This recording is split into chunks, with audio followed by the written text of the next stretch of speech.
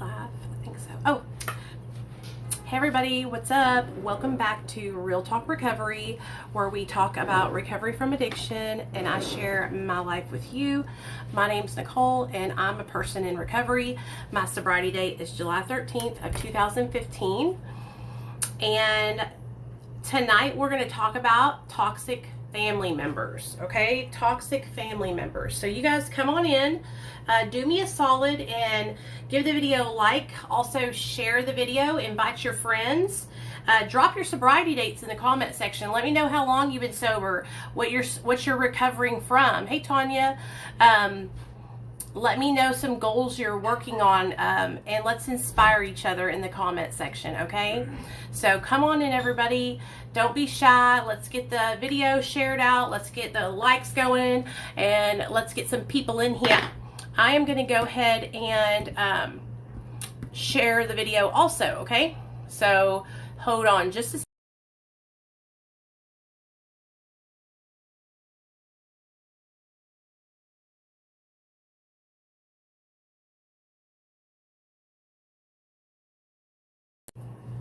Okay, then we're going to do this one right.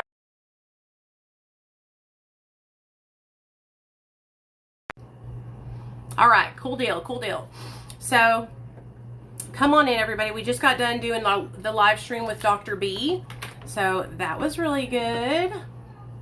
Yeah, toxic family is a lot of people's specialty.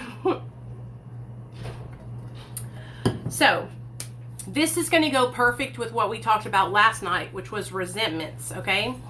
And you're probably going, well, how is toxic family going to go along with resentments? Believe me, it's all going to tie together, because there's one thing that we have in common with toxic family and resentments. Guess what?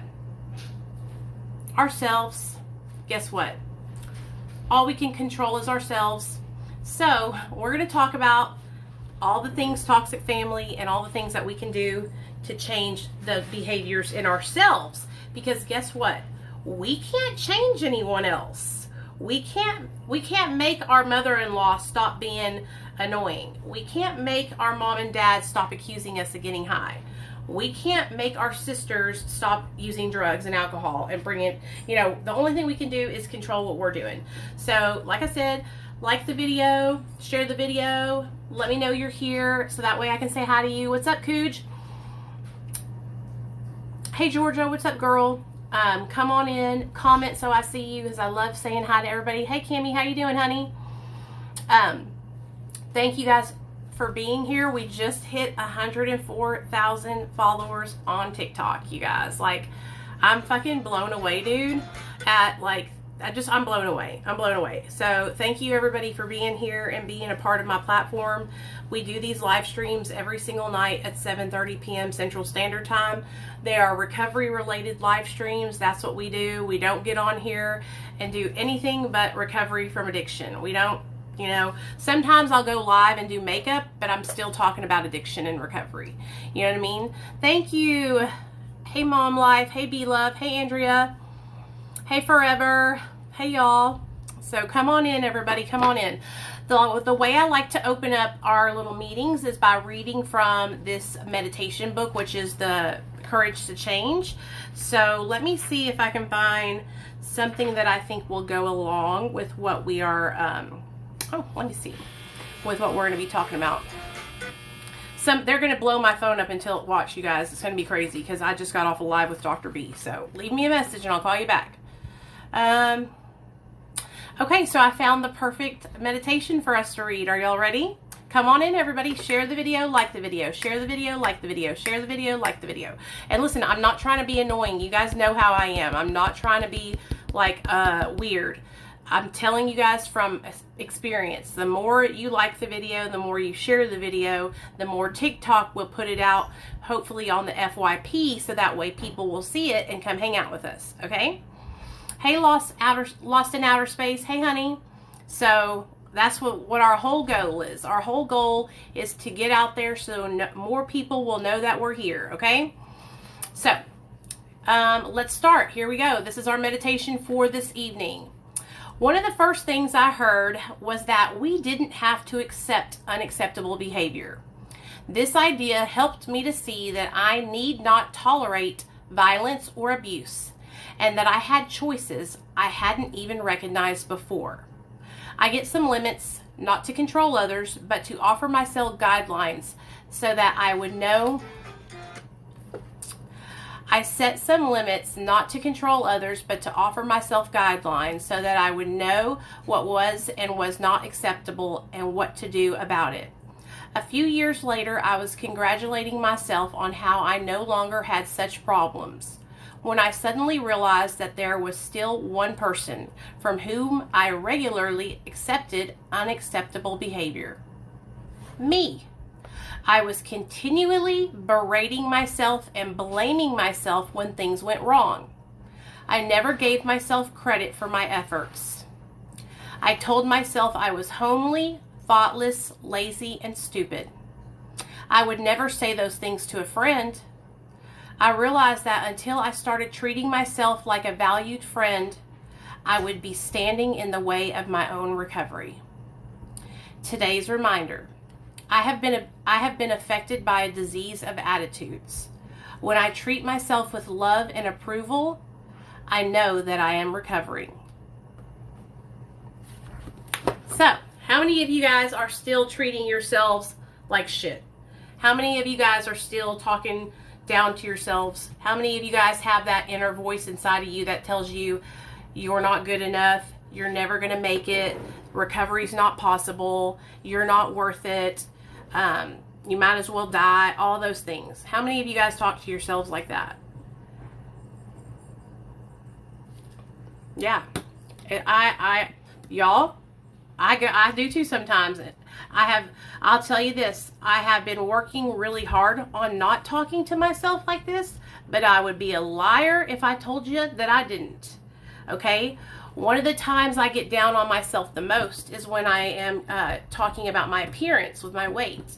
Instead of being proud that my body has brought me 6 years into sobriety, instead of being proud that I gave birth to an amazing little boy who made straight A's on his report card, instead of being proud that I'm able to use my voice to help others, I'm beating myself up because of the way I feel that I look. You know what I'm saying? And so I do the same exact thing.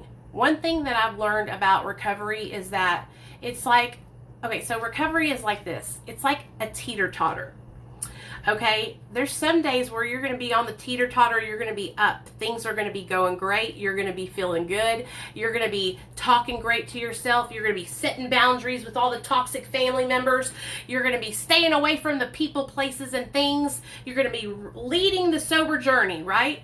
And there's other days where the teeter-totter is going to go this way, and you're going to be like, I feel like shit. I'm fat as fuck. I don't want to get out of bed. And it is a teeter-totter between giving our will to a power greater than ourselves and taking our will back. So what do I mean by taking our will, like the will of our lives, right? Free will. Okay, so free will is what we have. When we find recovery, what we do is we find a power that's greater than ourselves, and we learn to put our will in our lives in the care of that higher power to guide us in our recovery, right? And we have a whole bunch of support.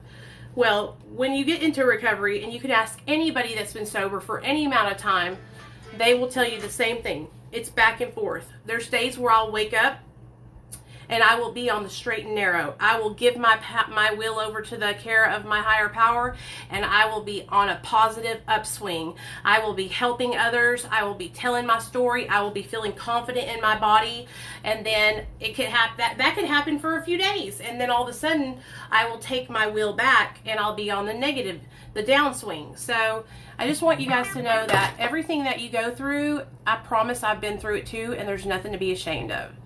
What if we can't find a higher power? Okay, so that's a great question, and I'm about to tell you all about it, okay? So you guys, a lot of you guys are misunderstanding when I tell you about higher powers, okay? So how many of you guys believe in the God that Jesus, like God, like a regular Christian God. Everybody that has that belief, put a 1 in the chat. If you don't have that belief, put a 2 in the chat, okay? And I'm not trying to do this to single you out or anything like that. I'm just trying to kind of get a grasp of the people who believe in, God, and the people who don't, right? So, because there is going to be people who don't have the same beliefs as I do, right? So here's the thing, okay? When we are trying to find a power greater than ourselves, and we don't believe, you don't believe in the same power I do, that power that you believe in is a power that you conceive, your own conception of that power. So if you do not believe, what do you believe in? If you put a number 2 in the chat, tell me what you believe in, okay? And then I want you to start working on building a relationship with that entity that you believe in, okay? If you're somebody who believes in like nature and the universe and crystals and spirituality, like, I want you to start connecting to whatever that being is, right? If that being is inside of you, then that means you're going to have to work on, getting connected. So that's what you got to do. You got to get connected. That means taking time out every single day, morning and night, and talking to your power, right? Talking to the power that's greater than you, okay? That means setting aside quiet time to meditate and to connect. All right, so the opposite of addiction is connection. So a lot of us, the reason why we struggle so much in our addiction is because we were disconnected. We were not plugged in, okay? So recovery is the sunlight, okay? And we were in a dark room with no lights at all, no windows either. And when we came out of that dark room and we entered into recovery, then we enter into the sunlight, right? The sunlight of the spirit. So it's not hard to find your power, you guys. A lot of you guys are overthinking it and thinking that you have to believe in like God and all that. You're totally overthinking it. It's a power greater than you that you conceive, your own conception, okay? And whatever that is, you start putting away quiet time to connect and to pray and to talk to your higher power, okay? That's all you got to do. That's all you got to do, okay?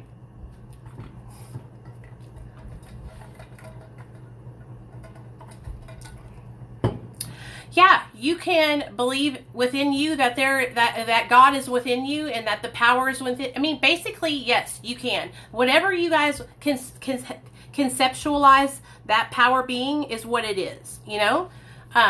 You do not have to believe in God. Absolutely not. You guys, please don't say that because it's not true. The program of the 12-step program is not a religious program. It's a spiritual program, okay? And every single person is different. And when we come in and we say you have to believe in God, then what that does is that alienates so many people. Okay, so that's not what we do, and that's not what any program, any 12-step program would want you to do either, okay? Because I'll tell you the story. So when Bill W., the person who wrote this book back in 1935 or something like that, when he wrote this book, he was like sitting there at his house and his best friend came over, and his best friend Ebby, they were both drunks. I'm talking like drunks, okay? Whiskey drunks, gin drunks. And Bill W. was sitting at his damn house chilling out, and Ebby came over and he was like, Ebby, I have found religion. I am sober. I am working it. I am changing my life. And they sat there and talked for like 12 hours or something, right? Well, Bill was like, you found religion? Okay, you cuckoo bird. Like, he was like, I ain't doing all that. So he created this program after getting sober with Ebby and starting to do fellowship. He created this program to let people know, like, hey, this program's not religious, okay? You connect spiritually with a power greater than you. Got it? Good. Okay. So the reason why I want you guys to understand that is because when I first got sober, I had no connection with my higher power. I felt like God had turned his back on me. I felt like God had, he had abandoned me, right? I felt like I was mad at God. I was mad at my higher power.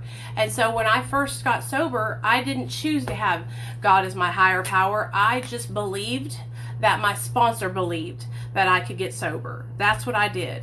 I put my belief in the belief that my sponsor believed in me enough that I could change my life. Do you know what I'm saying? So there you go. Hey, listen to me, Marge. Okay, so Marge says, I've been trying for 14 years. Why can't I get it? So this evening I went and I told my story on a Zoom call, okay? And I want you to hear what I want you to hear me, Marge, okay? I tried to get sober for 10 years. In and out of Alcoholics Anonymous. In and out of meetings. In and out of treatment. In and out of therapy. In and out of sober living houses. And I would come out, I would get sober, I would get a sponsor, I would start going to meetings, I would get a job, and I would relapse. I could never put together any more than 6 months sober. And then I gave birth to my son. And I knew I had to make a change. So I went into treatment again. I came out of treatment and I did the same thing that I've always done. I started going to meetings. I got a sponsor. I did everything the same way. But this time it was different. This time, if I relapsed, I wasn't going to just go back to treatment, or I wasn't just going to be able to go out and get high. This time, if I relapsed, it was going to cost me my child. So this time, I had to do something different. So what I did was I reached out to my therapist and my doctor, and I got put on Suboxone, and it saved my life.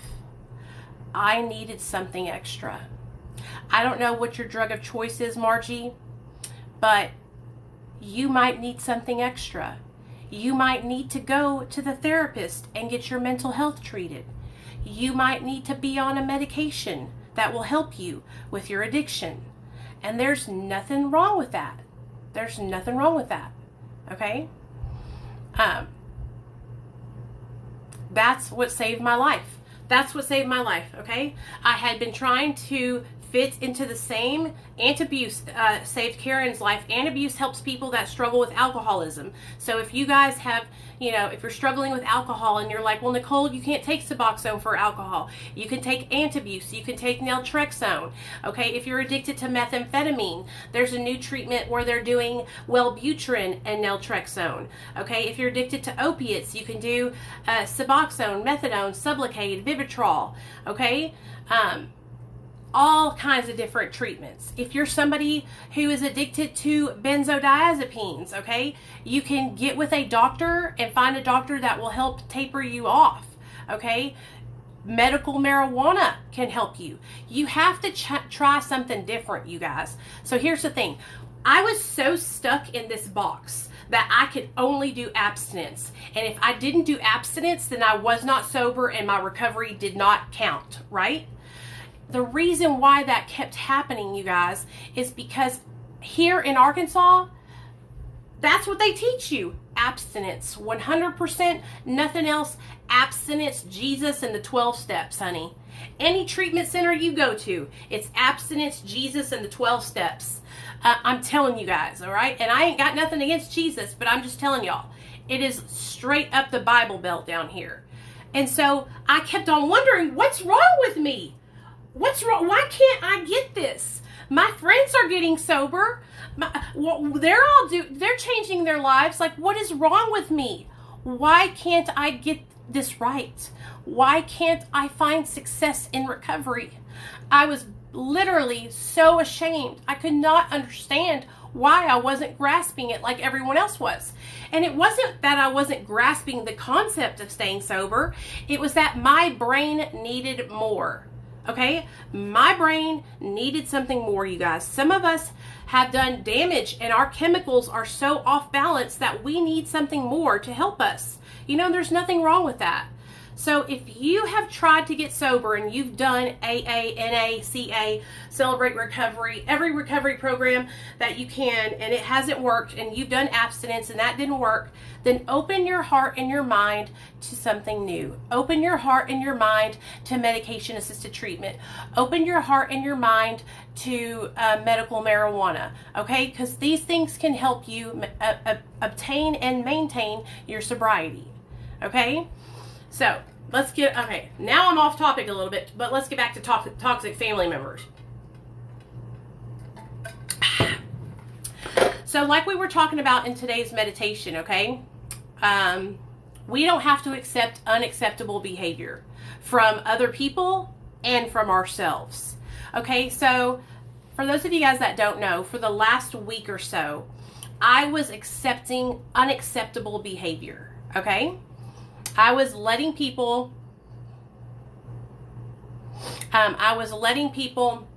drive me off the deep end, and I was taking in this unacceptable behavior. Okay, guess what? I don't have to do that, and neither do you.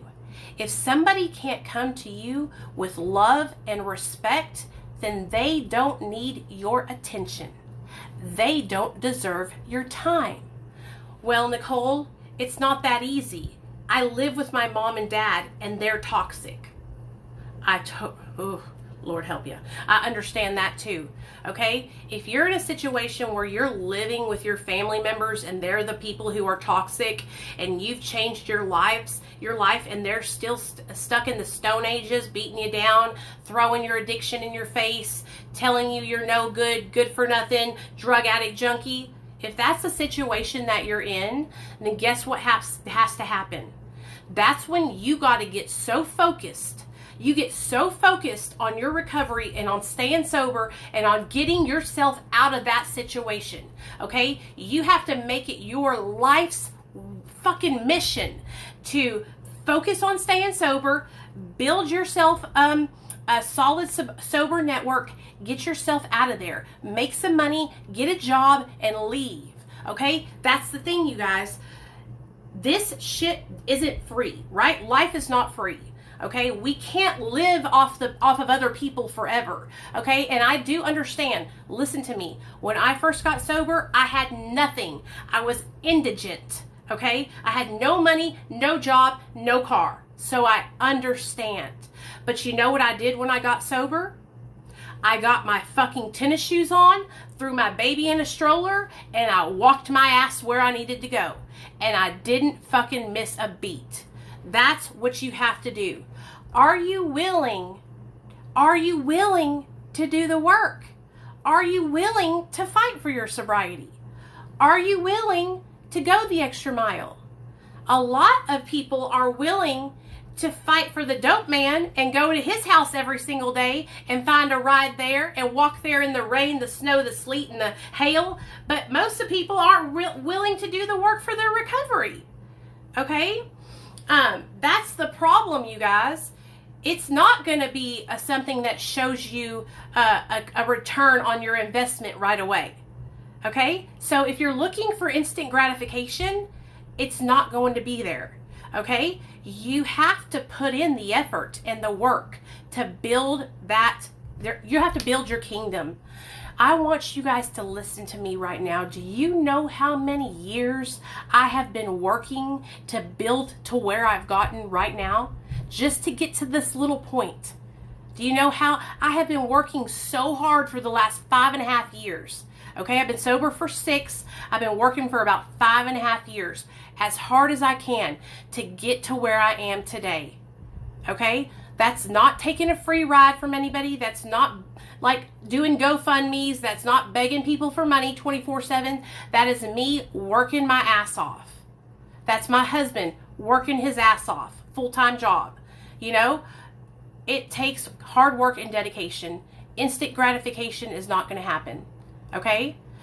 But I'm telling you, if you start investing in yourself, you will have the return on your investment. Because now, guess what's happening?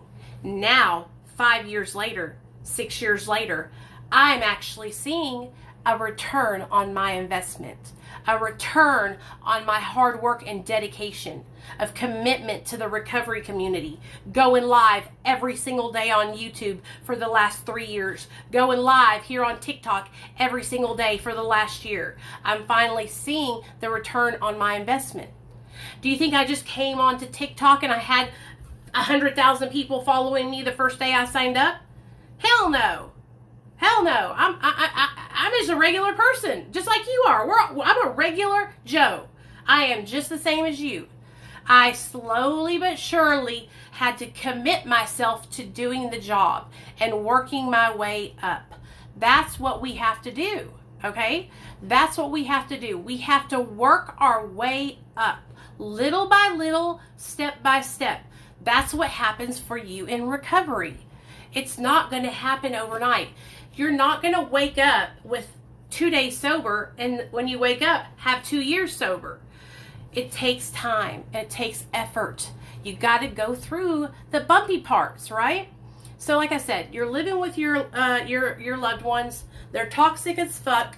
And so we need to make a plan of action. If you're ever in a situation, you guys, when you're living with a family member that's toxic, if you can get out of there and move into sober living, that would be a better option for you. So I'm fixing to give you options, okay? If you're like, Nicole, listen, it would take me 3 years to save up all that money to get out of there. I understand. I was working for like $10 an hour like last year and the year before that at Hallmark. I was getting paid like $200 every 2 weeks. It was pathetic. So I totally understand. Okay, so let's say you're living with a toxic family member and you're at your wit's end. You know you don't deserve to be treated this way anymore. What can you do? Okay, first and foremost, you can start looking for a sober living house. Okay, sober living is a great option, especially if you've already been sober for a while, right? You get your money, you pay your rent, you work your job, you can go to meetings with other people that are there, and you have like a camaraderie with the people there. That's a great option, okay? Another option would be sign up for HUD housing, right? Sign up for, what's it called? Affordable housing or low income housing. So that way you can get on the list to maybe have a chance to get out of there, right? Let's say your family members are like totally telling you, you're not worth it, you're eating all my food, you're doing this, you're doing that. Okay, then you need to what you need to do is go find a way, get yourself some government assistance, get yourself some food stamps, start chipping into the family so that way they see, hey, look, Nicole's putting in the effort. She got sober, she wants to be here, she wants to be clean, and she sees that she needs to put in an effort. You know, you guys, we have to put in the effort. We have to work if we want to stay sober. You know what I mean? It's not going to be hard. It's not going to be easy. But those are some things that you can do. Now, another thing you can do if you're living with a toxic family member, if you have somebody close to you, hey Ashley, if you have somebody close to you that you trust that's been sober for a while, I would only suggest this if it's been a person that's been sober longer than you and has a stable housing, okay? And they say, hey Nicole, you can come move in with me. And you guys write up a little agreement, a contract, you sign it so that way they just can't kick you out for no reason. You know what I'm saying? And that could always be an option. But you don't have to live in a situation where you're getting beat down all the time because your family's not supportive, because nobody deserves that. Nobody deserves that, okay? Now, we can't change our family members. If our family members are toxic and they're beating us down and they're not supportive of our recovery, we can't make them stop being like that. But you know what we can do? We can pray, you guys. We can pray for them. And so this is where dealing with toxic family members ties into our resentment class that we had last night. So last night we talked all about resentments, you guys. We talked about how to respond to people that we have resentments toward. And I want to read a little bit of it to you guys. Okay, so here we go. We realized that the people who wronged us were perhaps spiritually sick. So the people who are wronging you are spiritually sick. Though we did not like their symptoms and the way these disturbed us, they, like ourselves, were sick too. We asked God to help us show them the same tolerance, pity, and patience that we would cheerfully grant a sick friend. When a person offended, we said to ourselves, "This is a sick man. How can I be helpful to him? God, save me from being angry. Thy will be done." We avoid retaliation or argument. We wouldn't treat sick people that way. If we do, we destroy our chance of being helpful. So, you hear what I'm saying? This goes for anyone. This goes for bitches on the internet who are talking shit to you, okay? They're sick. We do not retaliate. We do not argue with sick people. We pray for them. We feel pity for them, okay? We look at them and we say, they're not all there. We need to pray for them, okay? That's what you do, okay? Do not give them your time, because I'm telling you, it's gonna suck you. It's gonna suck you dry. They're like succubuses, okay? There's trolls and all these people on the internet. They will succubuses, suck you dry of all your positive energy. Last week, I was crying like 3 days out of the week because of the drama and chaos that I was having to deal with. And then I remembered, I don't even need to be responding to this. Why am I even talking to these people? Why am I even thinking of this? Like, I am past this. Like, that's the sickness, okay? That's the sickness, and I'm staying away from the sickness, okay? I've gotten past that point in my life where I know that I don't need to hurt and harm other people to make myself feel better, you know? So if you're having people in your life that are hurting you, that are going out of their way to cause you harm, remember, those people are broken inside and they are sick and they need help. Okay, that's just what it is.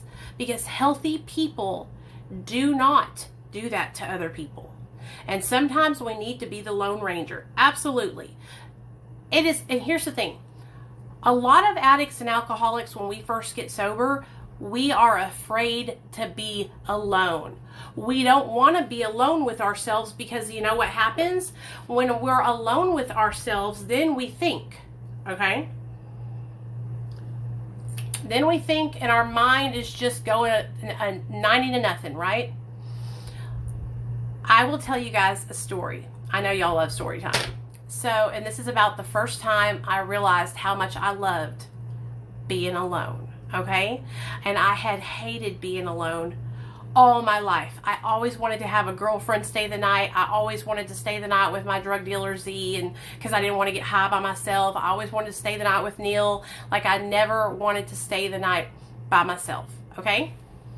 So in 2010, I moved out of my sober living house, okay? I was living in a sober living house with like fucking 100 other people. They had like 50 people on the top. It was an old nursing home that they turned into a sober living. So there was like 50 girls on the top and 50 guys in the basement. Like, it was a big sober living. And so I had just gotten to a point where I graduated and I was able to move into my own apartment next door. My own apartment. Nobody else. Mine. And I was working for Kroger. I had a full-time job doing 40 hours a week. I went in every morning from 6 a.m. to 2 p.m. and then I would come home to my apartment. I would change into my workout clothes and I would go work out and run the Big Damn Bridge. I was in the best shape of my life. Best shape of my life. Every morning I woke up, I had oatmeal, went to work, came home from work, had a Subway turkey sandwich on wheat, got dressed in my workout clothes, went and ran the Big Damn Bridge, came home, had a baked chicken breast, broccoli, and some yogurt for a snack, and then water, and bam, best shape of my life. Best shape of my life, okay? I had myself a program that I was working. Thanks, you guys. I appreciate that. I had a program that I was working and I was dedicated to it, right? I loved it. So I'm laying there one night. I had like some guy come over. I was such a little hoe, y'all. I had this guy, Brandon, come over. Let me tell you how I met Brandon. Brandon was at the cigarette shop, and me and my gay friend, Scott, ran into him. He had just gotten off work from construction working. And so I gave him my phone number. He was completely dirty with his shirt off and a pair of tight-ass Wranglers on. He was super tan with brown hair and blue eyes. And I was like, damn. And so I gave him my number. Well, let me just tell you, he came over to my apartment and knocked the dust off of it. And I'm telling you, it was amazing. And I was like, oh my God. And so he had left and I was at home and I was just laying there and I was like, I'm okay with me. I have my own place. I like being here by myself. I like going to sleep alone in my bed and not having to worry about nobody stealing my covers. I don't hate myself anymore. I was loving myself. And you guys, even though I relapsed, like a couple months after that, at that time when I lived in those apartments and I was doing my program and I was taking care of my body like I was loving myself. I was in tip-top shape. And that's how you knew that I loved myself, because I was taking time out to take care of my body. I was taking time out to take care of my recovery. I was taking time out to help others. Like, I was really in the best shape of my life. I got to get back to that.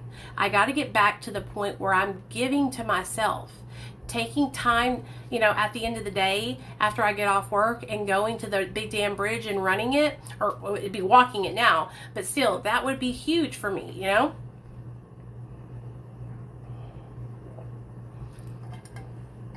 Take you to get your own apartment. Oh, hey, Juicy Lucy. When I lived in the sober living, I lived there for 6 or 9 months. I can't remember how long. I think it was more closer to 9 months. And then I moved into my own apartment. And I was so happy, you guys. And that's the first time I realized, I don't mind being alone, right? Now, this time around, since I've been sober, the first year of my sobriety, I cried every single night. And that was because my son was in foster care. Every single night I would go to bed and I would just cry myself to sleep, because every single night I would close my eyes and I would see my son. I would see his perfectly little round head and his green little eyes looking back at me. And every time I would go to sleep, I knew I had to wake up the next morning and I had to fight. I had to fight for my son. And so the first year of my sobriety was hard. It was really, really hard, because I was afraid I wasn't going to get him back. I was afraid they were going to keep him from me. Whenever you're going through having Child Protective Services take your son, if you guys have any experience with that, they go back and forth with you and you go to court. And there's some days where you think everything's going so good. You've been complying with the rules. You've been doing everything they say to do. And then they come in and the attorney ad litem says something like, you're not really sober because you're on Suboxone. And you're like totally knocked out of nowhere because it was CPS who told you and your husband that you should do Suboxone. You know what I mean? And so it was like such a back and forth, because I would be so confident in what we were doing, and then I would come and go to court, and then they would knock me down like 3 steps, And so I was emotional every night. I would cry every night. That was the hardest. My first year of sobriety was the hardest year that I've ever been through. And I figured, since I can make it through that first year, I can make it through anything. You know what I mean? The first year I was sober, me and my husband were, he had just found a job and I was just finding a job. And so I was working at a sandwich shop, you guys, making $9.86 an hour. Okay? And I was working my ass off, and I was learning to train other people, because I always get promoted whenever I work in any kind of like restaurant scene, because I'm really good with customers and like food and stuff like that. But I was working my ass off, and Also, my second year sober is when I came out and I told everyone that I was on Suboxone. My second year sober is when I told my AA home group.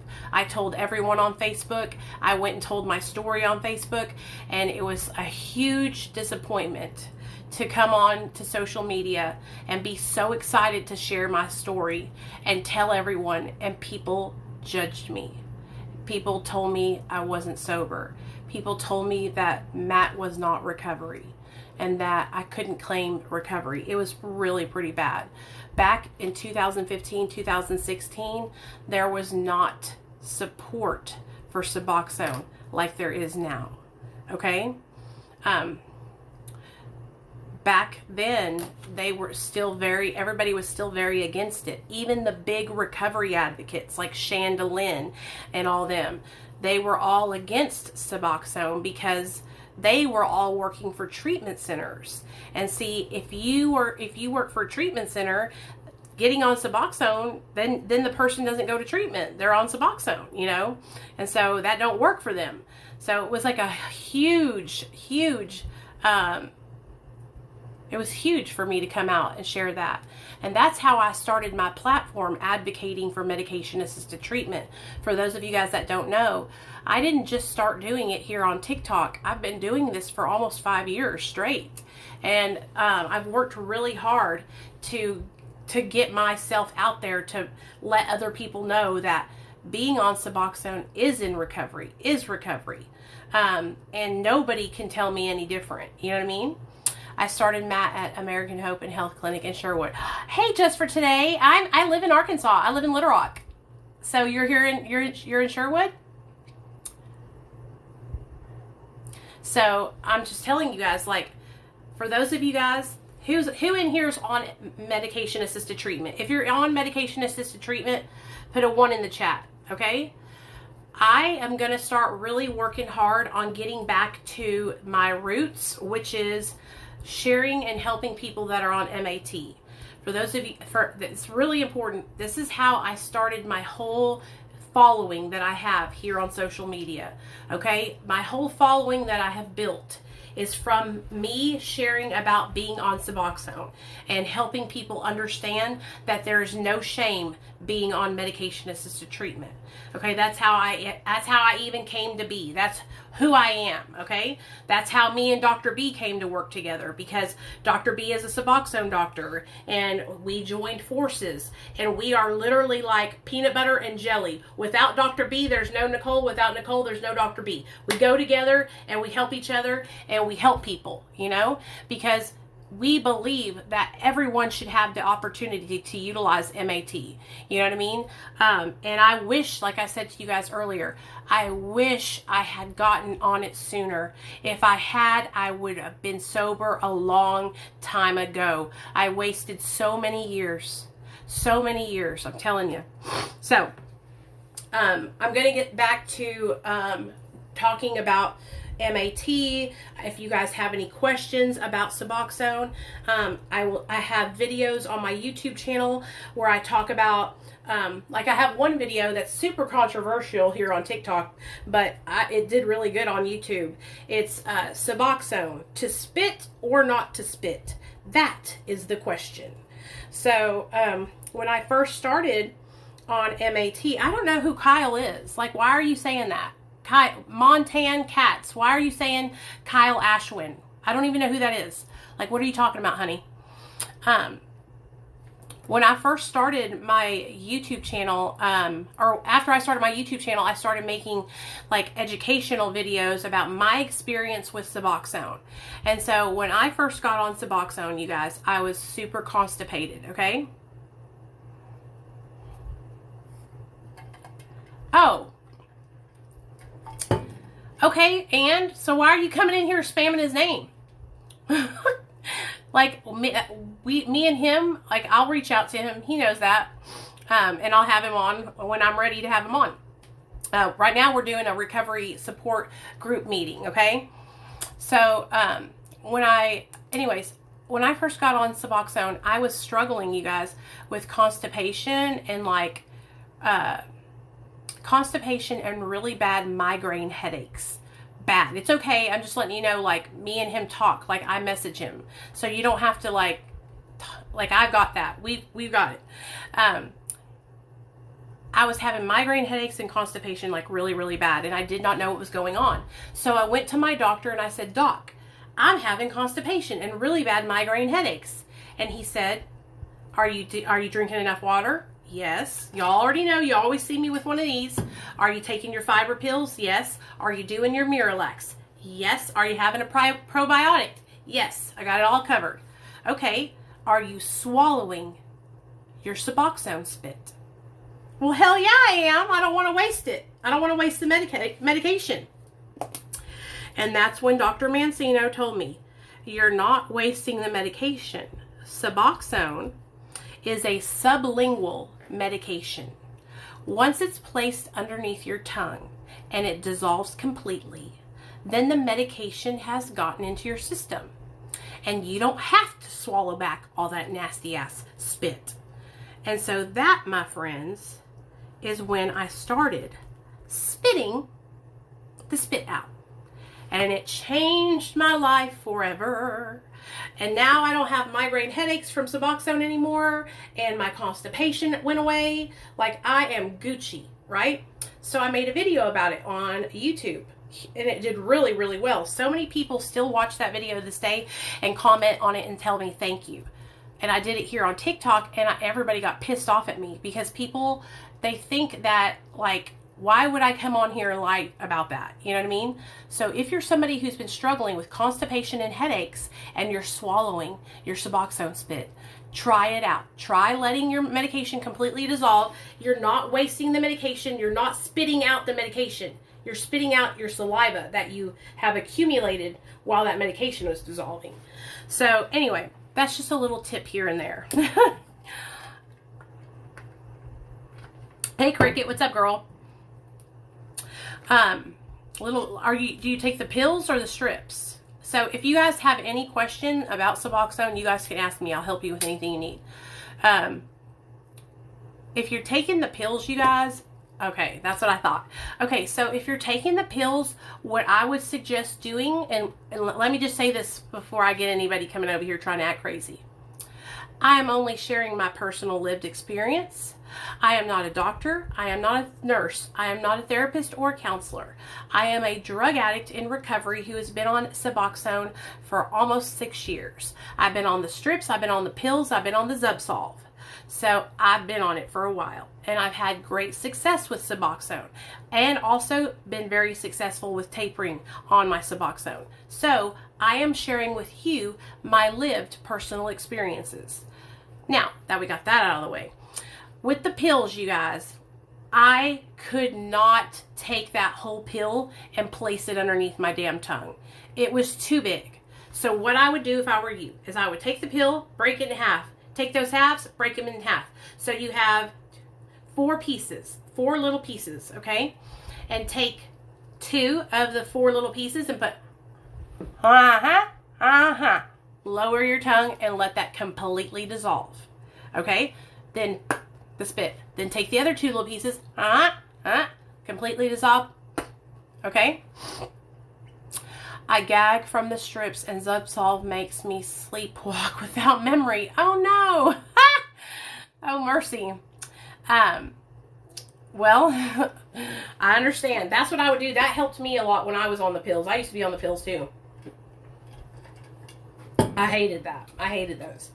But anyway, and I also want to talk about this. Let me get back to toxic family members also. So let's talk about your toxic family member not supporting your recovery because you're on Suboxone or methadone.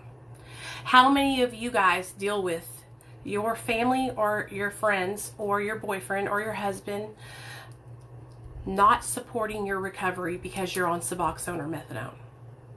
If that is happening to you, I want you to type in the chat what they say to you. Do they say, you're just trading addictions? Do they say, you're still getting high off of that? Do they say, you might as well be doing heroin? It's just like heroin. Tell me, what do they say to you? Okay? Now, let me tell you something. I have dealt with some of the best people who come at me trying to argue, telling me how I'm not in recovery because I'm on Suboxone, and how I'm not sober because I'm on Suboxone, right? And who say things like, yes, you can get high on Suboxone, or yes, you are getting high on ba. And this, you guys you can say this in for whatever drug. Like if you're on medical marijuana, you can put, where I'm saying Suboxone, put medical marijuana. Y'all know what I'm saying? If you're on psych meds or whatever, put psych meds where I put Suboxone, you know? So let me see what they say. Yes, my mother-in-law says I ain't sober. You traded one thing for another. I'm told switching one addiction for another. Yep. You're not sober. Yes, okay? So let's talk about it. Let's talk about switching one addiction for the other, okay? So switching one addiction for the other would look like this, okay? I'm addicted to methamphetamine, okay? I'm addicted to methamphetamine. I am getting high 24/7, 7 days a week. Switching addictions would be switching over to Vyvanse, Adderall, cocaine, any other stimulant, right? Doing the same kind of drug and staying in my addiction. Or shit, it could be just trading drugs totally and using a whole another drug, okay? But switching addictions is switching and doing the same behaviors, okay? Switching it. So when your family members say this to you, when your family says, you're just switching addictions, you say, oh, okay, am I sucking dick for my Suboxone? Am I fucking working the corner to get my Suboxone? Am I lying, cheating, and stealing to get my Suboxone? When's the last time I stole your credit card, Mom? When's the last time I crashed the car, Mom? When's the last time I stole your man, Mom? You know what I'm saying? Like, that's what you say to your family member. If they say to you, you're just trading addictions, then you show them what addiction is. And you remind them the behaviors that came with addiction. Okay? Because sometimes I think what these family members need is they need to get smack in the head and a reminder of the behaviors that come along with addiction. Now, well, Nicole, I know some people that are on Suboxone and methadone, and they do still act like they're high. They do still act like drug addicts. I do know that there are people out there who manipulate their medication and they divert their medication in order to acquire a high and to get fucked up. Y'all, there's always going to be people that do things they're not supposed to do and ruin it for those of us that are trying to do the right thing. Okay? There's always going to be those type of people. But that ain't us. That ain't us. Okay? We're not nodding out. I mean, look at me. I'm bright-eyed and bushy-tailed. Okay? Bright-eyed and bushy-tailed. That's what our family members need to understand. They need to understand that addiction is not just taking a medication. There is a difference between addiction and dependence. Okay? The difference is the behaviors, the obsession, okay? There are people in my family who shoot up the subs. Absolutely. Now, you guys, why do people do that? Why do people shoot up Suboxone? You don't get high from it, do you? I'm going to be honest with you guys. Whenever I was in my active addiction, this was probably in 2011, I shot up Suboxone, okay? I shot up Suboxone and I didn't get high from it. I didn't feel it at all. I don't know if it was because I was on other drugs or what, but I didn't feel it. Maybe I did it wrong. It was very, very nasty, super, super thick, like orange, gooey, horrible. Like it was horrible. I don't know how I even got it in my vein. But it was not like something that I enjoyed at all. At all. So anyway, there are people that do that too. You know, there's people that shoot up methadone, you guys. There's people that shoot up anything they can shoot up, right? But we are not doing that anymore. We're doing the right thing, right? We're doing the right thing and we're trying to stay sober. So we have to remember, like, our family members need to understand that addiction, we are no longer practicing our addictive behaviors. That's the difference, okay? For those family members that tell you just traded one addiction for the other, okay? Now, okay, so I've also dealt with people who come to me and they say, well, isn't abstinence the goal? Isn't abstinence everyone's goal? I used to believe that abstinence was everyone's goal. I used to believe that being abstinent was the only way to recovery. Okay, but now what I have learned is that no, not everyone is trying to be abstinent. Not everybody wants that. You know what I mean? And it's like, it's, I don't understand why people push abstinence so much either, because not many people are able to obtain and maintain abstinence.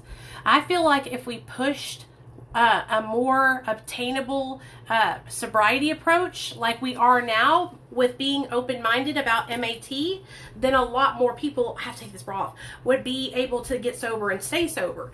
It's that we have been pushing this unobtainable way of sobriety for so long, and most people, damn, that feels better.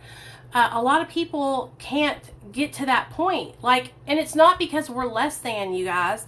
It's not because we don't want to. Like, I want people to get that out of their minds. It's not because a person doesn't want to get there. I'm telling you 100% without a doubt. Like, I truly believe that there's people who have just done so much damage that they need to be on some kind of medication for the rest of their lives. That without that medication, their baseline is so low and they're so depressed and they're hurting, even when they're working a program and working on their spiritual self, even then, that they need something to help them, some medication, you know? So, anyway, do you guys have any questions, comments, anything you guys want me to talk about? Because I'm kind of just like bouncing back and forth here. Okay. So let's, okay. So then there's also going to be family members who want to take your medication. How many of you guys have ran into this situation where you have a family or a friend who wants you to sell them your medication? I have. Hey, James, what's up, honey? I didn't see your comment. What was your comment? I don't see it up here. Will jail help? All I see is, will jail help her?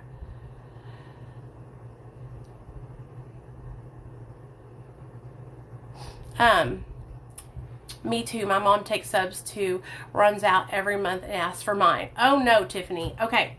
Okay, it's okay, you guys. You're not going to get in trouble if you admit this, okay? Like, I've had it too, just so you know. I've had friends. When I first got sober, I had a friend named Jennifer. Every Friday, she would call me and ask me to sell her one of my subs. James, what is she addicted to, honey? I'm telling you guys. So when that happens, you guys, this is what we have to do. I know it's hard. I know it's hard because you want to help your friend. Okay? You have a friend that comes up and says, Justin, I'm really struggling. I relapsed and I'm trying to get sober and I just need one sub, right? No, you cannot do that. You cannot do that, y'all. Okay? Because listen to me. That's what that does. And you might say, Nicole, come on, just one time, right? No. When we do it that one time, guess what happens? It gives our mind permission. Hey, Jules, it gives our mind permission. Then we start slipping back into our old behaviors, because giving our medication, selling it to other people is an old behavior. And so when we step back into that old behavior, it opens up the floodgates in our mind. Okay, once we just give ourselves one, it's like giving us an inch and we'll take a mile. That's what a drug addict's mind is like. Okay, so we have to stay on our P's and Q's. Sorry, friend, I can't give you my Suboxone.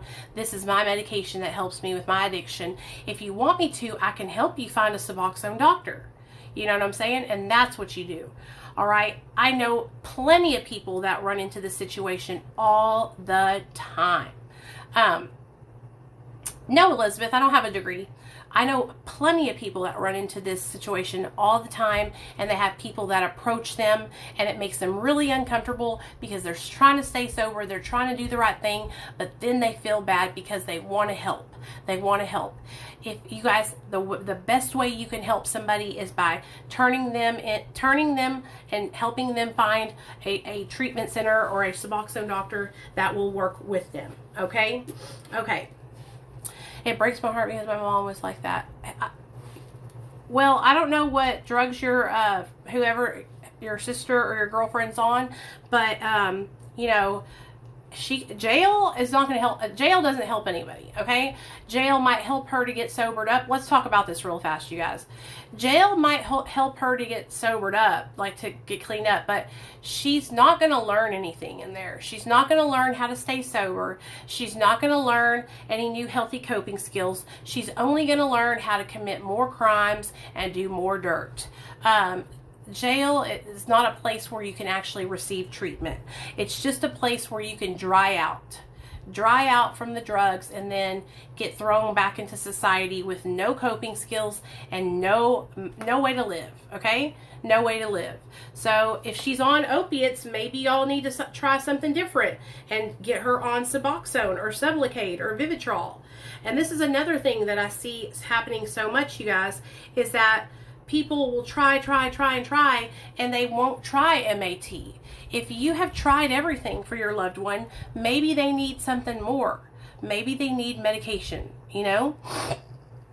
Also, this is a very touchy subject, but I asked you guys about it last night. Are y'all ready to discuss it? Can we all be respectful of each other? Because I'm about to bring it up.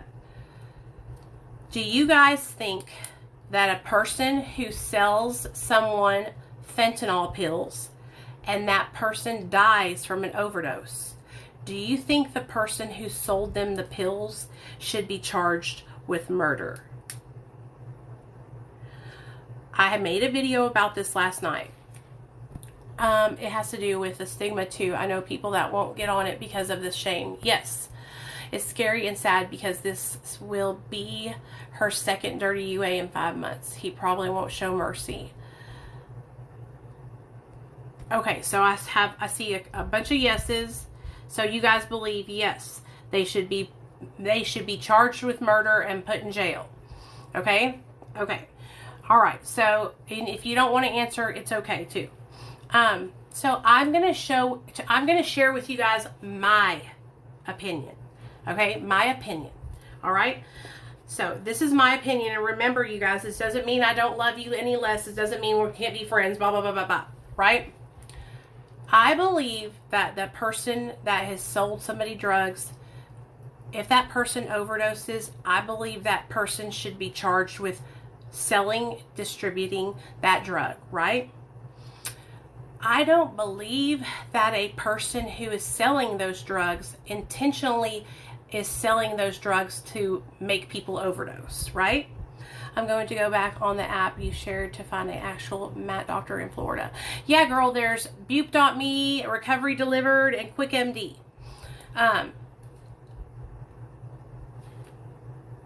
I want you to think about back in the day when you were in your active addiction and the times that you bought drugs and you sold them to somebody else. We've all been there. We've all gotten extra pills and sold them to someone else. I want you to imagine that the person you sell them to drops dead, and then they charge you with murder. Okay? You've sold drugs to this person one time. You know, I think that it should be charged with distributing, right? If they should be charged with that.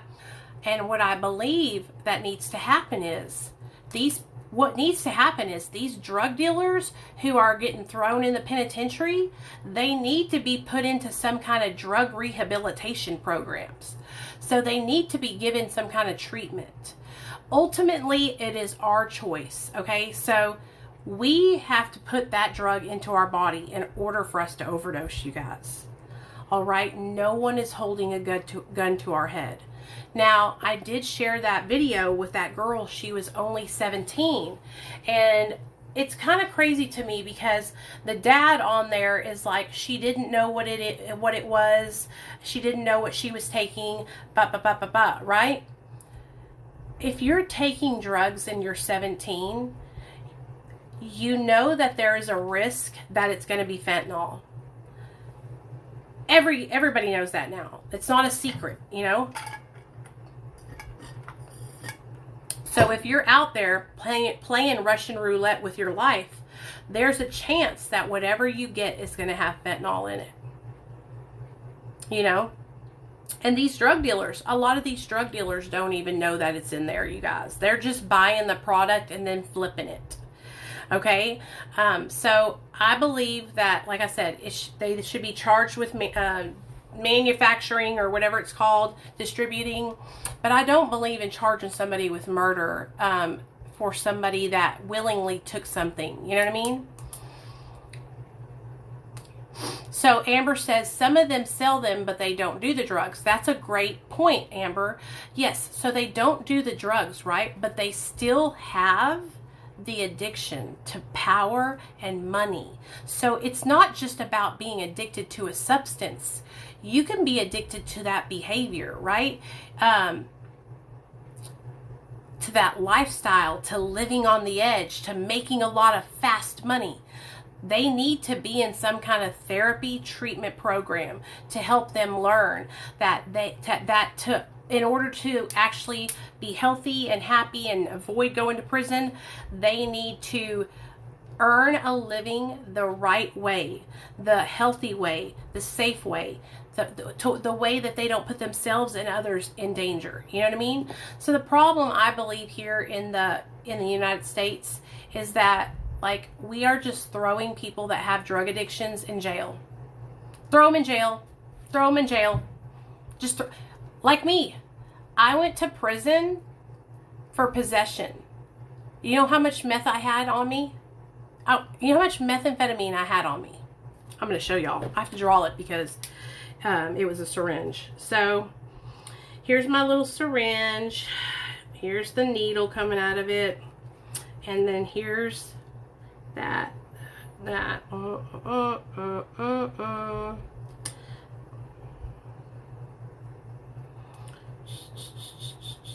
Okay.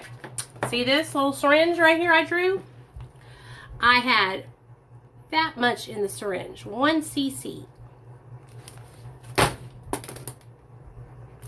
And I got busted for possession of a controlled substance. The same charge that the guy I was riding with who had 6 grams of meth in his sock got too. You know, and so that they could have charged me with distributing or whatever, you know. That's what they were on us like white on rice. But what I'm trying to tell you guys is that I got thrown in the clink and I needed help. I needed treatment. I needed to have education. I needed to learn how to stay sober, because once I got out of prison, guess what? I relapsed. You know, I stayed sober for like 6 to 9 months, and then bam, I was back out there again, relapsing. And so I believe that, you know, punishing people with prison time is not helping. It's not changing anything, you know? How are your thoughts on Oregon's decriminalizing drug possession? I think that's awesome. You know why? Because I truly believe, listen to me. I think it's great. I think it's great. I think that we're not going to see the results of the change that it makes, but years down the line, you'll start to notice the changes that are happening because of them decriminalizing possession. Do you know what I'm saying? I want you to think about Portugal. I think that's the country that does it. They have their shit decriminalized, and they even said, like, after they did it, you know, it took years for it to really start showing the results, but the results were less crime, you know, less diseases being passed to each other. I totally support safe injection sites. I believe in harm reduction. Okay, I 100% believe in harm reduction. I did not understand it or really believe in it before I started working for Dr. B, and he has helped me to understand and learn. Because even somebody who's using drugs, even a drug addict, deserves to have clean syringes, clean water, food, a place to live. You know, even somebody at their lowest point deserves to have human decency and have those things to, you know, that they can use. That's why I love that there's harm reduction places all around the place, you know. I have learned that over the last couple of years working with Dr. B. I came from a very rigid AA 12-step background where people would tell you that this is enabling, right? No, it's not. But if someone overdoses, though, I mean, drugs is very risky. Absolutely, of course drugs are risky.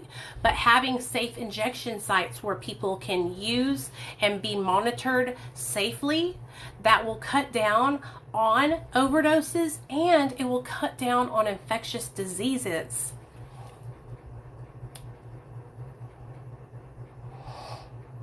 Yeah, yes, Mallory says. Also, if the stigma of getting in trouble for using was eliminated, more people would seek help. Yes.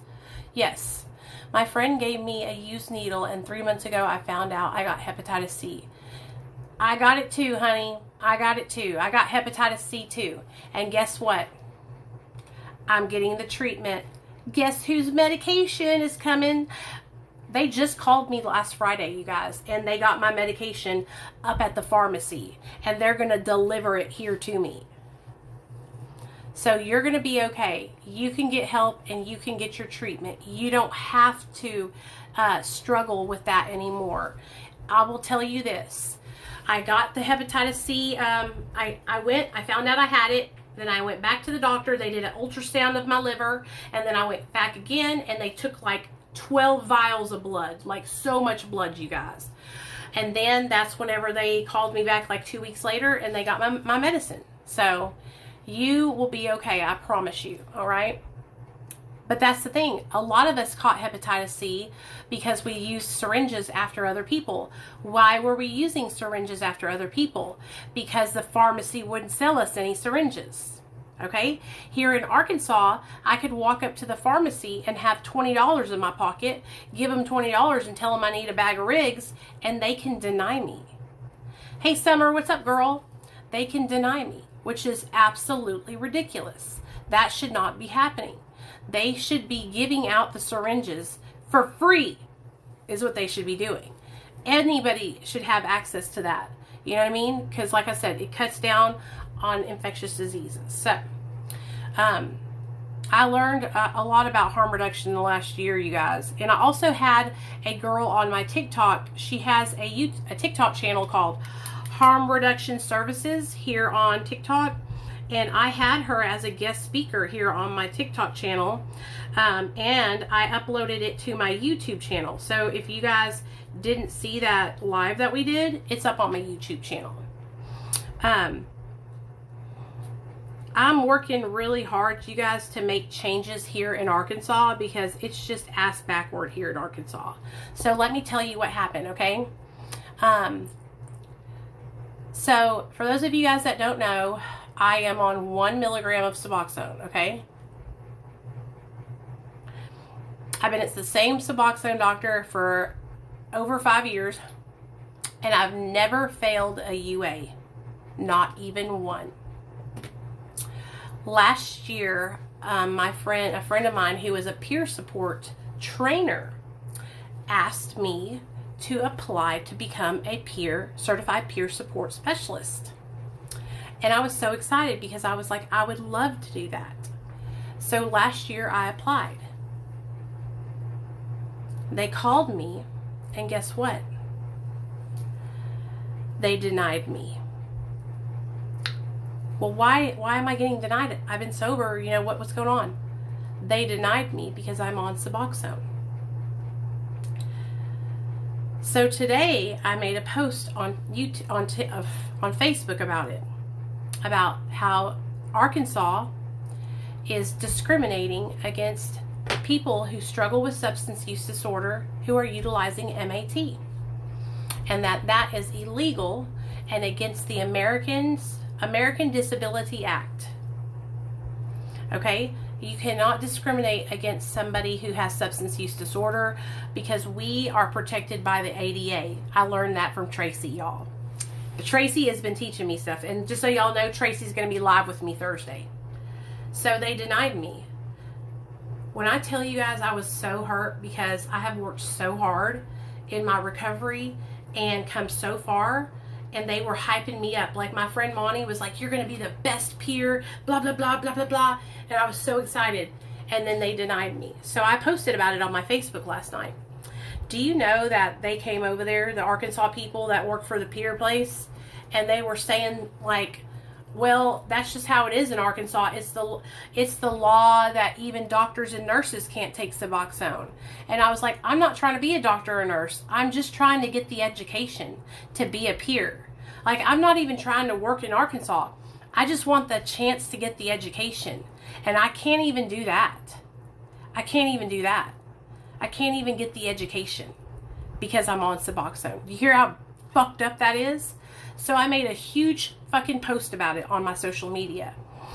And Jimmy, he works for he's like a bigwig up there in the peers. He's like, Nicole, this isn't the way to advocate for that kind of stuff.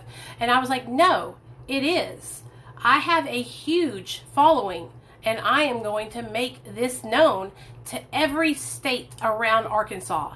And hopefully they will all help me and rally up and start complaining, sending letters and everything they can to the state of Arkansas. Because what the state of Arkansas is doing is wrong. The state of Arkansas is wrong. They are doing us a disservice. There are people here in Arkansas who would love to be peers, but they can't be one because the state of Arkansas is discriminating. Okay? Suboxone, Sublocade, Vivitrol, Methadone, all that, you guys, is basically, it's a medication it's classified, it is something that it's like a mental health medication, okay? It's like when you take, how many of you guys have tried to jump off of your Lexapro or your Wellbutrin or your Effexor cold turkey? How many of you guys have tried to jump off those medications and went through horrible withdrawals? How many of you guys have to take medication for mental illness? Okay? And if you stop taking your medication for your mental illness, what happens? If you don't take that mental health medication, what's going to happen, you guys? You're going to be sick. You're going to be fucking feeling like shit, right? What is the difference between medication-assisted treatment and treatment for our mental health? What's the difference? Medication-assisted treatment is helping treat addiction, which addiction is a mental health disorder of the brain, a disease of the brain. What is the difference between someone who has to take psych meds and somebody who has to take MAT? There's no difference. Exactly. There's no difference, you guys. And that's what I'm trying to get across to the state of Arkansas. Do you know what they said? They were like, if we open up to people on Suboxone and Methadone, then we would have to open up to people on medical marijuana too. And if it's prescribed to that person and they take it as prescribed, then that's why not? Why can't they help other people? You know what I mean? Right, the pain doesn't stop when that's right. And listen to me, you guys, like, I understand, like, the MAT, what we're fighting for here with MAT, like, we have come a long way. We still have to fight for the people who are on medical marijuana, you guys, because that is still widely stigmatized, okay? Medical marijuana is, like, I'm telling you right now, Arkansas wouldn't even think about allowing that, okay? it's so sad though, because I really wanted to be a peer, you guys. I really wanted to be a peer. And so I have people who come on here and they ask me things like, are you a peer, or are you a counselor? And then I say, no, I'm not. And they're like, why? And this is why. A peer is a certified peer support specialist. Okay, so a peer is exactly what it sounds like. It's peer-to-peer support. Okay, peers can be employed by hospitals. They can be employed at treatment centers. They can be employed at the detox center. They can be employed anywhere where there's a need for peer-to-peer support with people who struggle with mental health or substance use disorder. So a counselor would be more of like, a counselor is not your peer.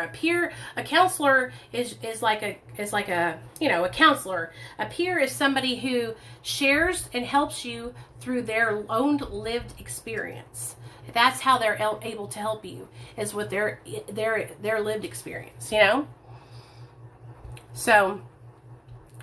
So I wanted to become one because y'all know I work for Dr. B, right? And I do a lot of stuff with the people that we help at Dr. B's treatment center.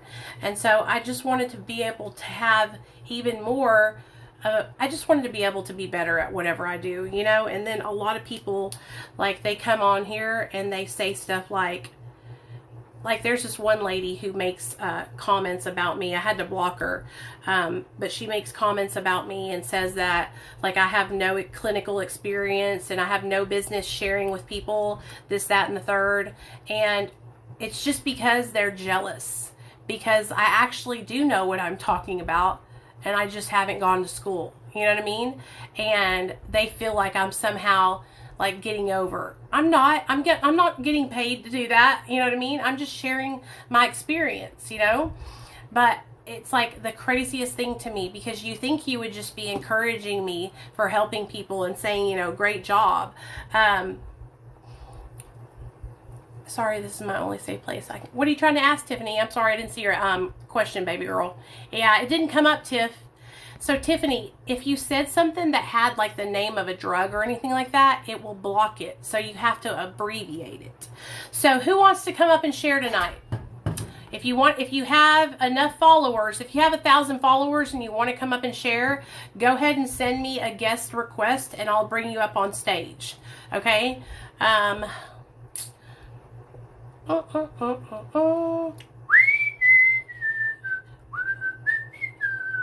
That's okay, Summer. Yeah, if you want to come up and share, Summer, you can come up and share. Nicole, you can come up and share. I would love to hear from you guys. I love it when y'all come up and share. So let's also... I got so emotional today sharing my story, you guys. So emotional.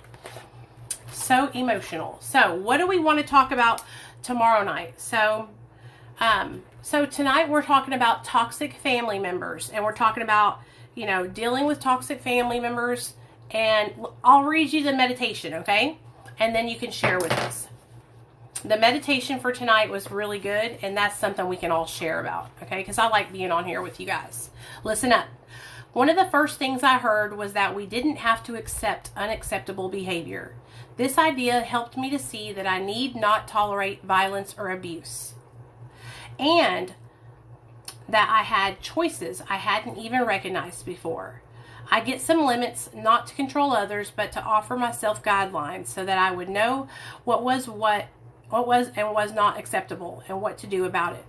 After years later, I was congratulating myself on how I no longer had such problems, when I suddenly realized that there was still one person from whom I regularly accepted unacceptable behavior. That was me.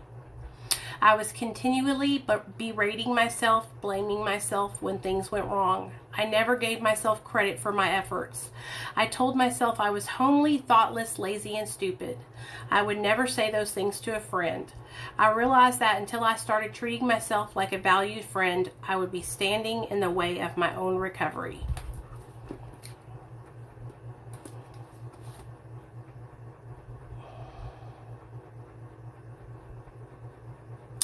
Hey, Tiffany, I see. Okay, it's okay, Summer. So Tiffany says, mixing meth and Suboxone. My mom is mixing the two, and I'm scared she's going to OD. Well, Tiffany, she's not going to OD because methamphetamine is what you're talking about. Methamphetamine and Suboxone, she's not going to OD. But I mean, it's not healthy. It's not good for her, you know. A lot of people struggle with methamphetamine addiction after they get on Suboxone. So many people, you guys. We see a lot of people at Dr. B's office who get on Suboxone, but they still struggle to stop the meth, okay? Because they're trying to seek a high any way they can get it because they're not able to get high on the subs anymore, you know, on the Suboxone. So, if that's going on, Tiffany, like, she really needs... What is her Suboxone treatment program saying? Are they talking to her and giving her, like, are they trying to help her get into treatment? Or are they helping, you know, give her counseling sessions? Or anything like that? But I promise you, like, methamphetamine is a stimulant and Suboxone is not. So, so what has to happen is that her Suboxone treatment program needs to have a talk with her and let her know, you know. Oh, good. They're going to find out. That's good.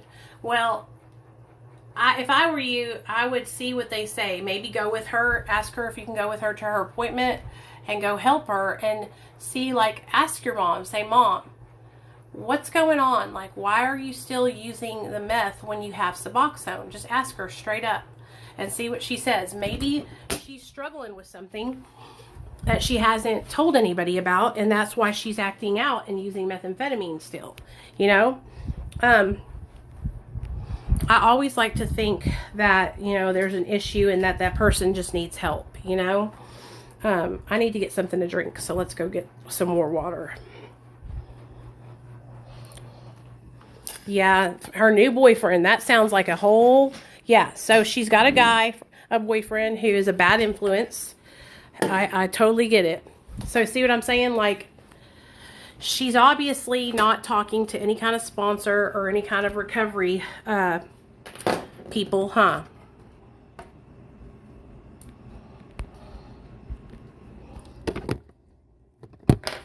She needs to get in with some recovery people.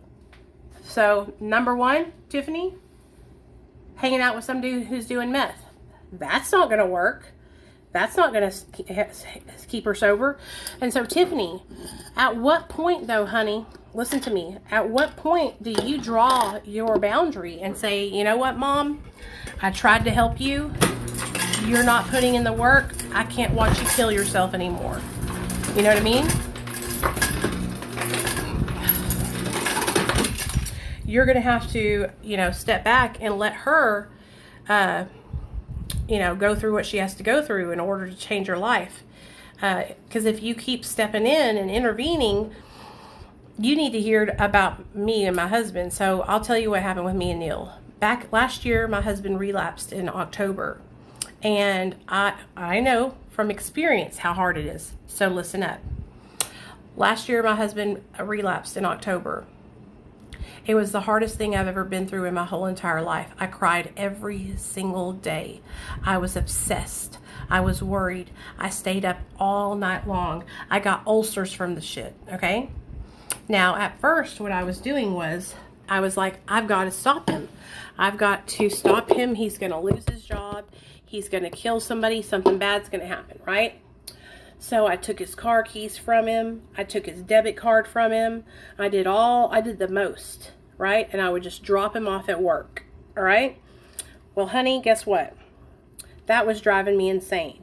And that little sucker found a way to get high, even with me taking away his damn debit card in his car. So that wasn't going to work. So then one day, I was on the phone with my Real Talk Recovery squad from my YouTube channel, and we were all talking, and I was talking with this lady named Ann. Ann is an older woman, about 60 years old, and she had experience with a significant other, a loved one struggling with addiction. And she told me right then and there, you're enabling him to not hit rock bottom. And I was like, what? And she was like, every time you rescue him, every time you step in and you take his car keys and you take his debit cards, guess what happens? You're preventing him from crashing his car, spending all the money, losing his job. And she was right. I thought I was helping, but I was actually enabling him to not hit rock bottom. I was doing the exact opposite of what I was trying to really do. So that's when it hit me. I gave him his car keys back. I gave him his debit card back. And I said, do what you do. Honey, a week later, he lost his job. And then he got sober. So, I was prolonging the inevitable. I was literally fucking saving him from losing everything. And in turn, we were losing everything. So I had to stop and back up and reevaluate. And so if you are Captain Save-A-Ho like I was, and you're trying to save your loved one from fucking up, it's the truth, Lainey. It's the 100% truth, girlfriend. When I realized I was just fucking, I thought I was helping, because when I saw him struggling, I went into total savior mode. I went into, like, I have to protect the car. I have to protect our money in the bank account. I have to protect him from losing his job. Like, I went into it, right? And like I was telling you guys, like, I totally fucked up. Like, I was totally helping him to maintain his job and everything. And what needed to happen was he had to lose his job to get sober. And that's exactly what happened. So, if that's something that's going on, Tiffany, you might need to step back and let her go, you know? So.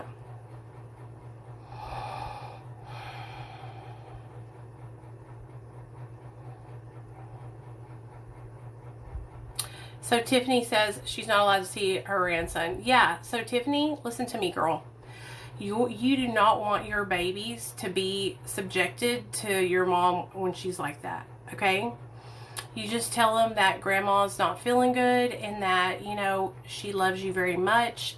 And when she does get to feeling better, she'll be back around, okay? She'll be back around. It's going to be hard to step back, because I imagine, Tiffany, that you're right there kind of trying to fix, manage, and control everything. I imagine, because I was the same way, okay? Like, I was trying to save my husband from himself. And you can't do that, baby. You can't do it. I'm 28 now, and my parents have always been addicts, which caused my own mental health issues because, hey, Brittany, I know, sweetheart, listen to me. I know that she's your best friend, and I know that this is hard right now, and I'm not telling you that you can't love your mom, but I am telling you that you have to allow her to go through the hardships, okay?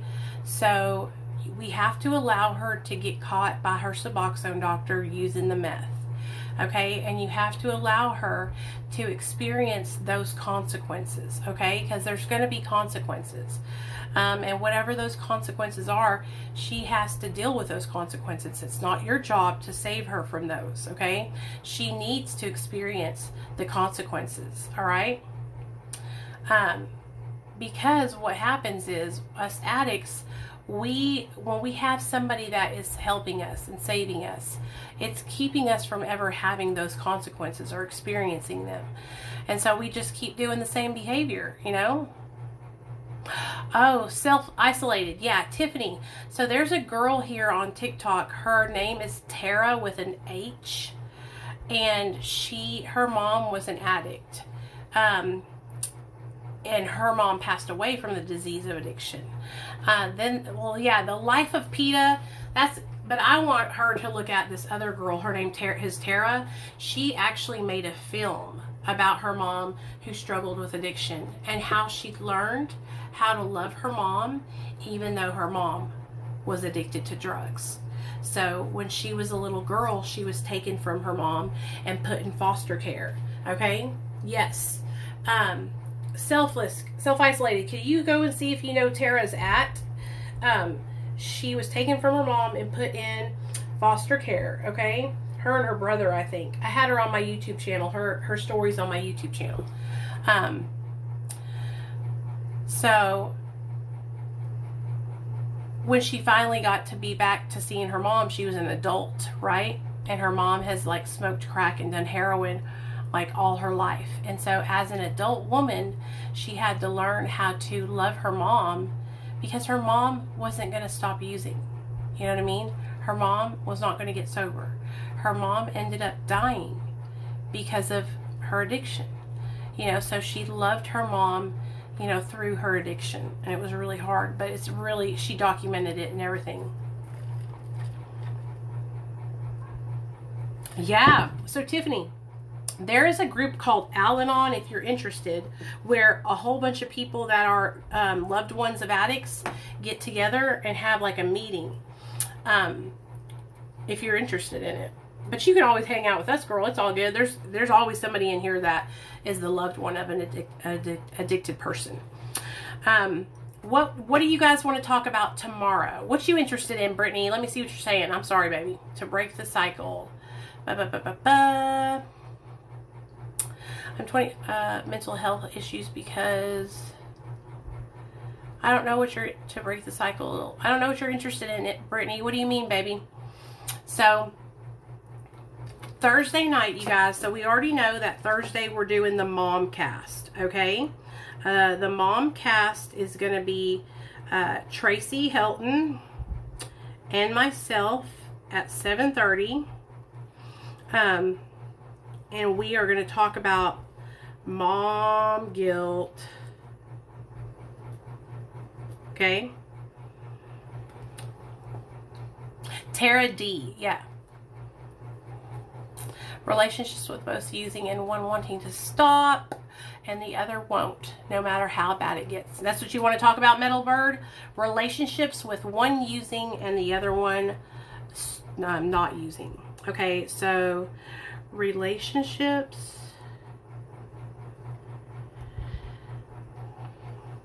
with a using partner and sober. I'll tell you guys this, like being in a group of people getting together for loved ones of addicts. My parents have been lifelong addicts. Okay, yeah, girl, Brittany, it's called Al-Anon. And since it's always around, the clean person will use. How did you get so confident in sharing your story? Just curious, I want to share. I'll tell you in just a second, hot mess. Hold on, just a second. So, Metal Bird, no. The clean person doesn't have to use. My husband relapsed and was relapsed for 6 months last year, and I did not get high. But what I did do was come on here and cry my eyes out every single day until he got sober. I literally was on here every day reaching out for help and utilizing my support network. It was really hard, but I also had been sober for almost 6 years at that point. Okay. How did you get so confident in sharing your story? So I started sharing my story after I had 1 year sober. So back in 2016, I started sharing my story. No, my husband did not go to rehab. He lost his job December 21st and got sober. Just like that. He was just doing like Xanax and smoking crack. But what he would do is he would go to his job while I was here at the house, and that's where he would do it at. And then he would come home, and then he would pass out. And so it was like sometimes I couldn't catch him because he would just come home and fall asleep right away. Once I realized what was going on, that's when I confronted him about it, and I started going into protection mode, like trying to save him, right? After about a month of trying to save him and it just not working, that's when I realized that I was fucking shit up. So a couple months went by, And I was just like, I was so sick, you guys. Like, I was trying to fix, manage, and control his life. I was totally obsessed with, like, everything. At about the 5-month mark, I finally just let go and let God and stopped. And that's when he lost his job and got sober. So it was the hardest thing I've ever been through, but also one of the best things I've been through, because it has made it to where I can help other people that have gone through it too. And that's what I use my platform to help other men and women who are struggling with addiction. And so, you know, there was a group of women who tried to shame me and make fun of me because my husband relapsed. They were making videos about me and posting my personal text messages because I was actually friends with one of the girls. And it broke me. It broke me.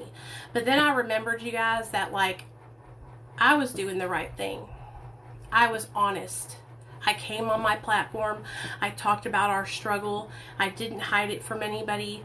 And my husband got better and he got sober. And we've come so far. He's got 9 months sober now. You know, but it was the hardest point. It was the hardest point in our relationship. And when you have people on the internet who are trying to hurt and harm you when you're going through a hard time in your relationship, that didn't make it any easier. But we got through it. We got through it. So, how did I become confident to tell my story? Honestly, I've always had, like, I've always been, a good public speaker. And, like, I've always been able to share a story. You know what I mean?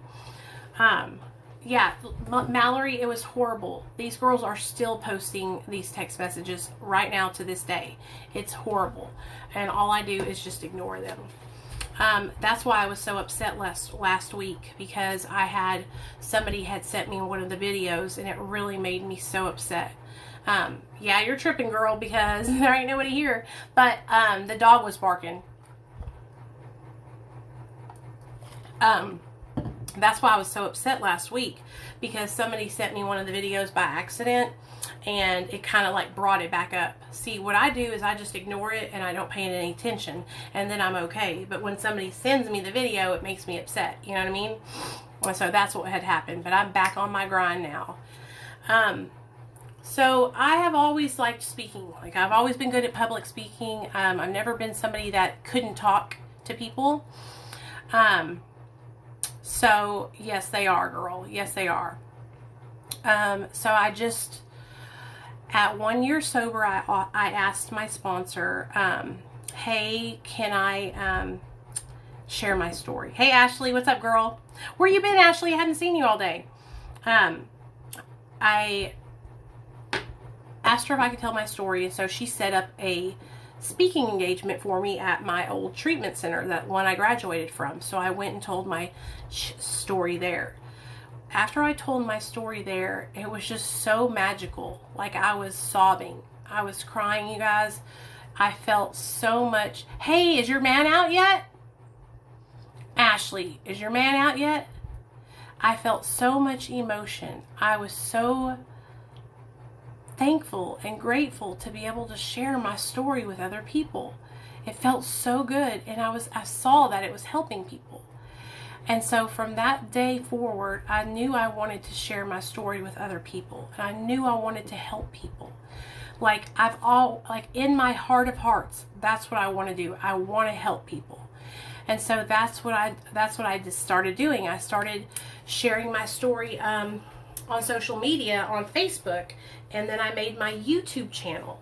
And so after I made my YouTube channel, I would go live every single night on my YouTube channel and every single day and just talk to the people that were listening. And there were some times that nobody was listening because, you know, I had 0 subscribers. I had no one following me. I had no kind of social media. I didn't have an Instagram. I didn't have a TikTok. I didn't have anything. I had a Facebook with like 300 friends on it, and that's it. So I ended up doing my YouTube channel, and I built my YouTube channel up from 8,000, or from 0 to 8,293. I built my Instagram account from 0 to 2,657 or something like that. I built my Facebook account up to over 1,000 friends or something like that. And I built this account up to over 100,000 friends, okay? And that's just consistently making content. And so if you are somebody who's like, Nicole, I watch you, I want to tell my story, I want to be able to help other people, I want to make a change, I can help you. And I will literally do a live stream all about how to start out your own social media to help others. And I'll teach you guys how to do it. But you have to be serious. Like, I'm not going to just do it just to be doing it. Like, you got to be serious, okay? The information that I provide to people would pay me for that information. You know what I'm saying? Like, I could get paid for that. My job is to do that. And so now what I do, hey Lucas, now what I do is I work professionally for a social media marketing company where I am the social media account professional. And that's what my job is. Like, I am I'm a professional in marketing on social media, marketing myself, marketing a brand. If you have a brand that's brand new that you're trying to get out there and you want people to know about it, I can help you. You know what I'm saying? That's what I have learned how to do over the last couple of years. And this is how I learned how to do it, you guys. I learned how to do it by naturally doing it on my own for myself. The number one thing, if you want to help people on social media and you want to gain a following to help people, the number one thing is make the content, okay? So you can't, if you don't make it, they're not going to come, okay? So let's make a list. The number one thing you have to do is make the content, all right? You need to zero in on who are you, you have to really want to get off whatever they are addicted to. Hey Joanne, what's up girl? If you want to help people on the internet and you want to whether it's with eating disorders, whether it's with anxiety, whether you're trying to help people lose weight, you want your content to get out to people. You want people to see it, right? So what you got to do is you have to zero in on your niche. What is your niche going to be? Okay? Are you going to be a recovery influencer? Are you going to be a fitness influencer? Are you going to be a makeup influencer? Are you going to be a lifestyle influencer? Are you going to be a dude who's pumping iron influencer? Are you going to be a mom life influencer? Are you going to be a dad life influencer? Are you going to let your kids be little influencers? Like, you have to find your niche, right? All right, whatever your niche is, zero in on that. Then you make content that provides value to your viewer. So your content has to resonate with your viewer, okay? And provide value in their life, all right? So I'll use myself as an example. I am my niche is recovery, right? Recovery influencing, helping people with addiction and recovery. So I make videos that provide value to people searching for recovery from addiction, whether it means sharing educational information on drugs, whether it means sharing my own personal experience, whether it means sharing story times. Like, you're going to find what people enjoy listening to you do the most, and you're gonna know that because you're gonna see from your videos. So for me, one of the best things and the most things that I'm known for is for telling stories and education. Okay, story times and educational videos. All right, so once you have the content and the value that you're going to provide to your viewer, After you do that, then you have to just stick with consistency. So if you make content and you only post 1 video a week, then guess what? Nobody's going to know you're there. That's not enough. You got to make an entrance. You got to make a statement. You got to let them know you're there. So you got to consistently post content. Then not only that, it's not just about throwing videos up on there and then leaving, right? It's not just about throwing content at the wall and letting it stick. It's actually about resonating with your audience and connecting with your viewer. And that's what I am like. That is what I do here with you guys, okay? That is what I focus on. It's so important to me to build a relationship with the people that I'm trying to help. Like, it is so important, all right? So you can throw videos up on TikTok, but if you're not connecting with the people who are watching them, then you're going to have no engagement. Nobody's going to comment. Nobody's going to like. Nobody's going to want to get involved. Nothing like that. So you have to connect with your viewers and build a relationship with them. So anyway, I could do like a whole seminar here on TikTok about this, y'all. Hey Kathleen, we kind of already wrapped it up. We're talking about family. Now we're just, one of the girls was asking me how I got confidence to share my story. So I was just talking a little bit about sharing content and stuff like that now. But is there anything you guys want to talk about? Like, there's 30 of you guys in here, and I'm not tired yet. So if you guys want to talk some more, I'm totally up for it. I love being on here with you guys. And see, that's the thing. There's people on TikTok, you guys, who, like, they make content and they're here because they want to make money and they want to get a following, right? And then there's people who are here because they want to connect and because it actually helps them and because their heart is actually in the right place. You know, and that's what I feel. That's what I am. Like, I actually enjoy doing what I'm doing. I actually like getting to know you guys. It actually makes me happy. It actually gives me purpose. You know, it's changed my life. You see any Squid Game videos, man? What are you talking about, Mackenzie? Huh? Mackenzie, what happened? Do you still have your old account or no?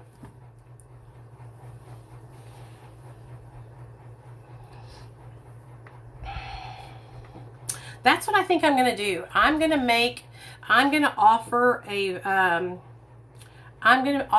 a social media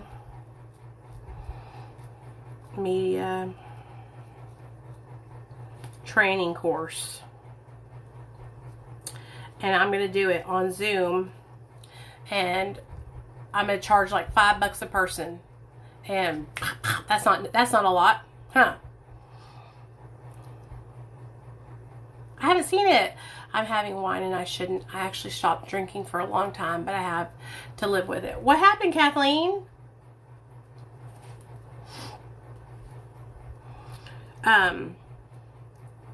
Now, if I do that social media training class, listen to me, okay?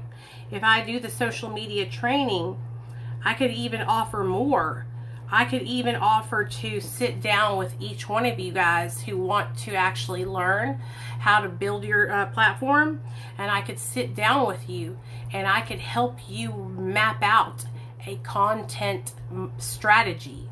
Okay, I could help you map out like your first 20 videos that you need to make in order to make a on the scene. You know what I mean? So I will tell you guys this. There's a couple of people that have contacted me here from TikTok who they paid me. They paid me like $50. I got on the phone with them for like an hour and we worked through all the stuff that they needed to do, how they need to do this, what they needed, everything. And I helped them that way, right? I will tell you guys this. I know you guys get tempted to like pay people to like duet your videos. Don't do that. Don't do that. Okay? Because you can pay somebody with 1.4 million followers to duet or stitch your video, right? But if your content doesn't resonate with the viewers that watch their content, it's not going to pan out. You're not going to get a return on your investment.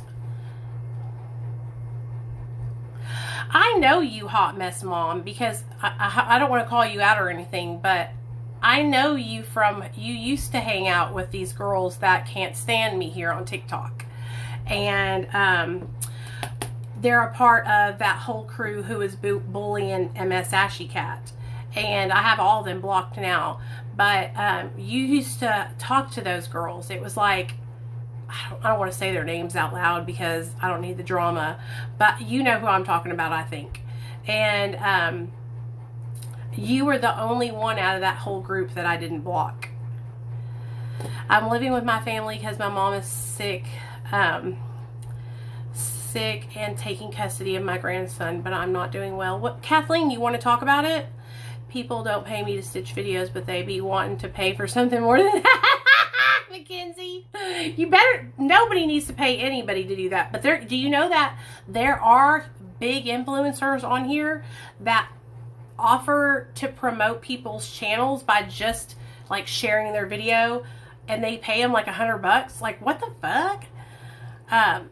You know what I'm saying? Like, no.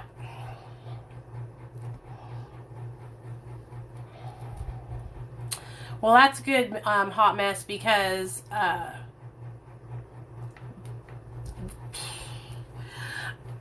yeah. There's like a whole I Hate Nicole crew, and that's me, Nicole. Those girls are it. There's about 7 or 8 of them, and they all make videos about me and say horrible things about me and tell lies about me. And it really, really bothered me. Like, I was so depressed last week, I almost quit. Like, I almost totally shut down and left TikTok, and just didn't come back. But then I was like, there's people that really do depend on me, and I can't just throw in the towel, you know? I love you, I don't hate you, even though my first video was picking you, still love you. I know, right? That's how we became friends. And that's, hey Clarissa, what's up, girl? I was gonna leave because it was making me sick, you guys. It was making me sick. And I was spending every single night crying, you know? And it was hurting me so bad because all I wanted to do was be left alone, you know? I don't care about anything that they said, like, about, like, I used to be friends with one of the girls. I don't care about any of that. The only thing I care about is them saying stuff about calling CPS on me and then talking about my husband's relapse. I don't care about any of the other stuff. But when you start talking about my family, like, you're dead to me. I'm not taking care of myself, and I don't go anywhere. Kathleen, you got to get out of there, girl. Get yourself out of there.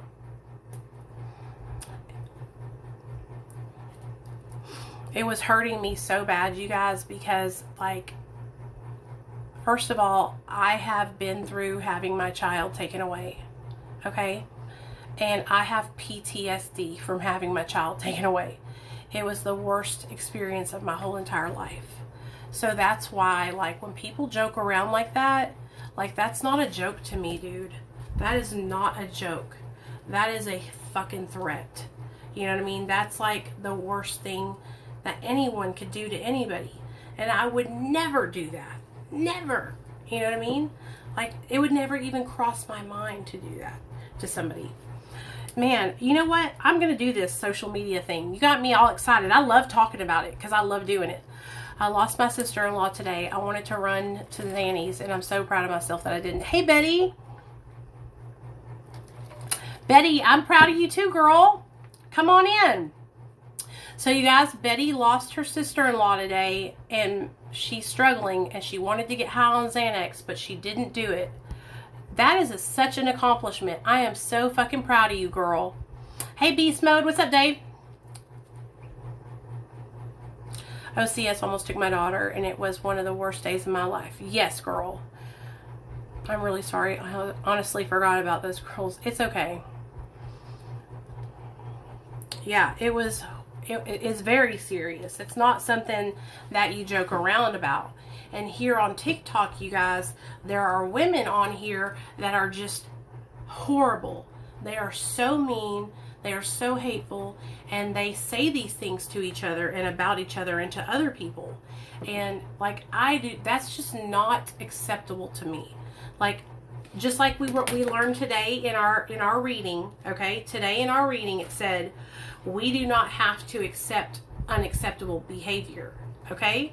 Like, we hold ourselves to a higher standard because we don't deserve to be treated like that, okay? We don't deserve that. We don't have to tolerate violence or abuse, okay? You are my angel. You help so many people. We love you and need you here. Thank you, Betty. I appreciate you.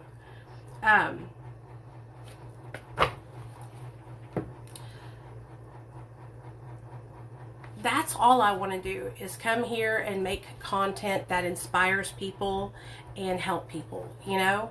That's all I want to do, and that's what I'm gonna do, you know? And that's why I'm trying to help other people to make their own content and inspire people, you know?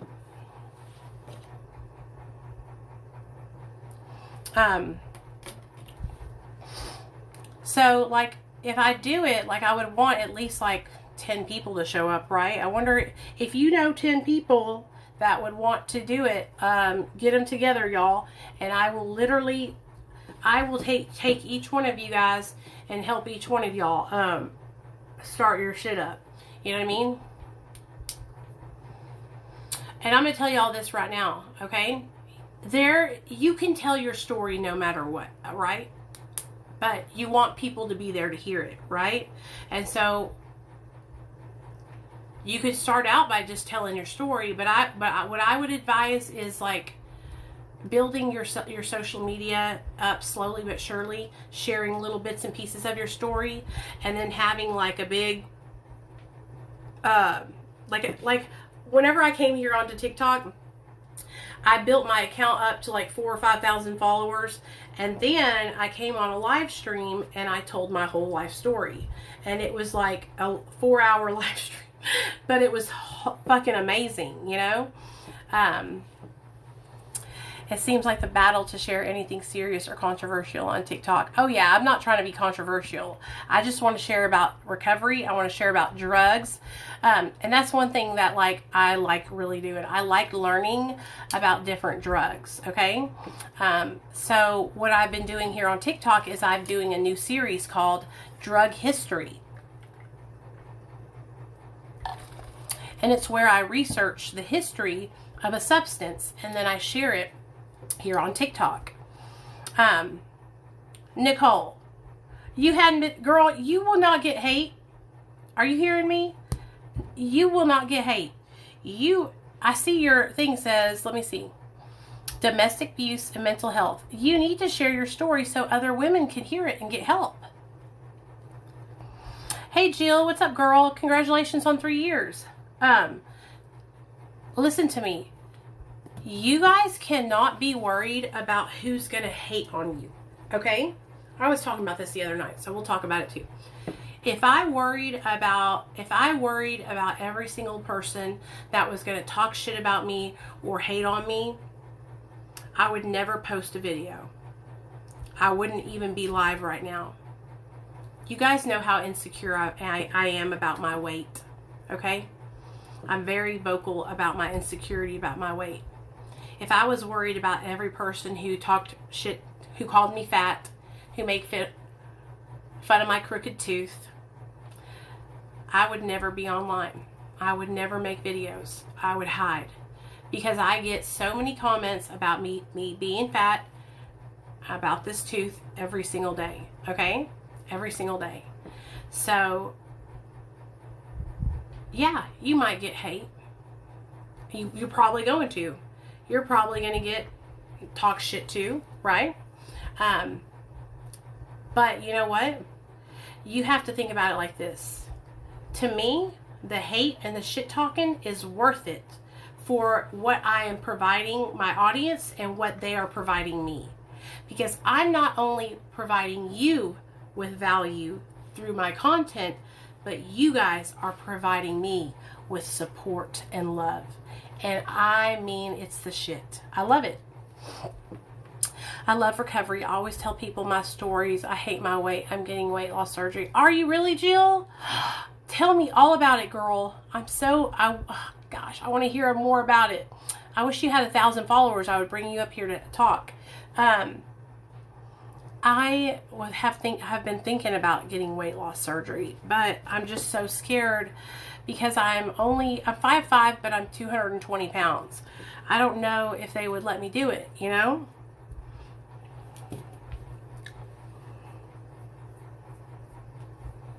Let the haters hate, baby. I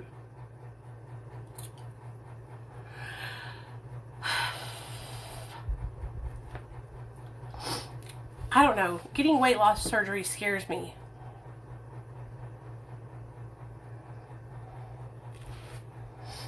Hey, Miss Dollface, how you doing, honey? Oh gosh.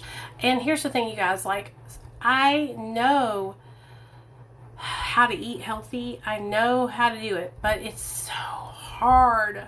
It's so hard. It's just like, it's like I crave food, you know? Did you really, Miss Dollface?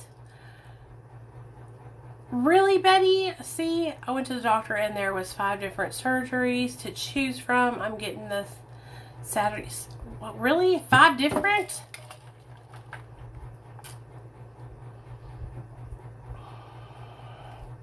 How much do you weigh? 300? Well, I'm almost there too, girl. So I'm 220. And see, here's the thing, Jill. Like, I'm at that point where it's like, I know if I don't get help now, I'm going to get to 300. I'm going to get to 400. You know what I mean? You have to find the right weight loss surgery for you. I need them to make my stomach smaller is what I need them to do. I need them to take my stomach, cut out part of it, and make it tinier, because that's the problem. I have stretched my stomach out so much that now it's like I'm never full. If they could stretch it out or make it smaller, then I would be fuller faster. You know what I'm saying? Yep, same here, Jill. I was so skinny too. Me too. My weight is all in my stomach. I'll show you.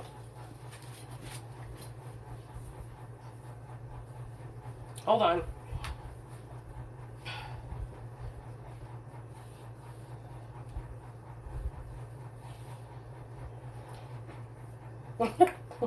That's me.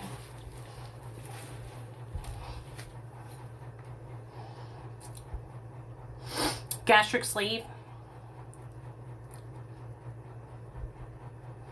I got the lap band. It didn't work. I got that gastric band.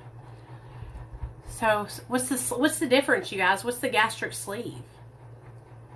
It is very hard, baby. Party baby. It is very, very hard, you guys. And like I said, I get so depressed. Gastric. I'm gonna have to look up the gastric sleeve. What? They don't do gastric bypass anymore. They said a lot of problems are not working. Okay.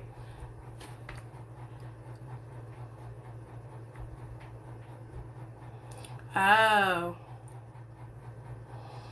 Hey TikTok, what's up, girl?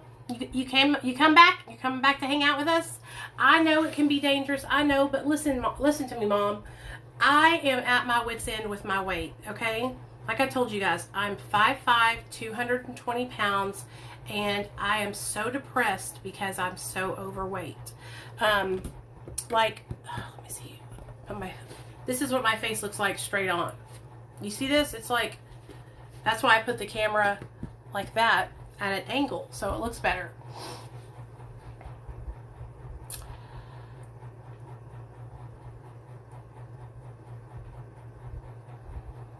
Yeah, my husband's the same way. Yeah, I'm healthy. Hey, Emily, what's up, girl? You want to come up and share? Come on up, Emily. Come on up. Come share with us. Come go live with me. Yes, so here's the thing, you guys. I will tell you guys about how, okay, so when I was younger, and I've always struggled with my weight, okay? So I'm an emotional eater, and I also eat because I love the taste. I love the way food tastes, okay? And so a lot of the times I'll just eat because of the taste. And I have a binge eating disorder, really bad binge eating disorder. And so it's gotten a lot better. I have stopped binging pretty much. I probably binge 1 or 2 times a week at night, where I used to binge every single night. So I have improved so much. But I started out, and when I was younger, I was like 150, 165, you know what I'm saying? And I looked great. I felt great. I was in shape. Being about 150, 165 is great for me. I have like really muscular legs and pretty big breasts. And so I looked good at those weights, you know? Then I graduated high school and I got strung out on methamphetamine. So I lost a bunch more weight. Okay? After losing all that weight,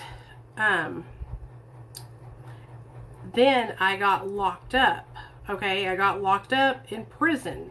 Now, for any of you guys that are not familiar with prison, when you get locked up in prison, they feed you nothing but carbohydrates. Okay, like it's like 24/7 carbohydrates. And so I gained like 60 pounds in prison. So when I came out of prison in 2010, I was 210 pounds, okay? Now, but I moved into a sober living house, right? And then after I got out of the sober living, I moved into my apartment. Remember I was telling you about? And that's when I got into the best shape of my whole entire life. When I tell you guys, I went to work at 6 a.m. I got off at 2. I came home. I changed into my running clothes, and I went to the Big Dam Bridge, and I would walk fast / jog the Big Dam Bridge. Some nights I would be out there for like 2 or 3 hours just walking the bridge and going up and down the trails, right? And I lost all the weight. I looked great. I looked great, you guys. And I felt great. I was in the best shape of my life. Best shape of my life, and I was sober. Okay? So at that point in my life, I was so dedicated and focused to getting in shape and staying in shape. So what I got to do, and what we got to do, is we have to get dedicated. We have to get dedicated to changing our lives. We have to get dedicated to getting in shape. Just like we got dedicated to getting sober, we have to get dedicated to getting in shape. And so that's what we're going to have to do.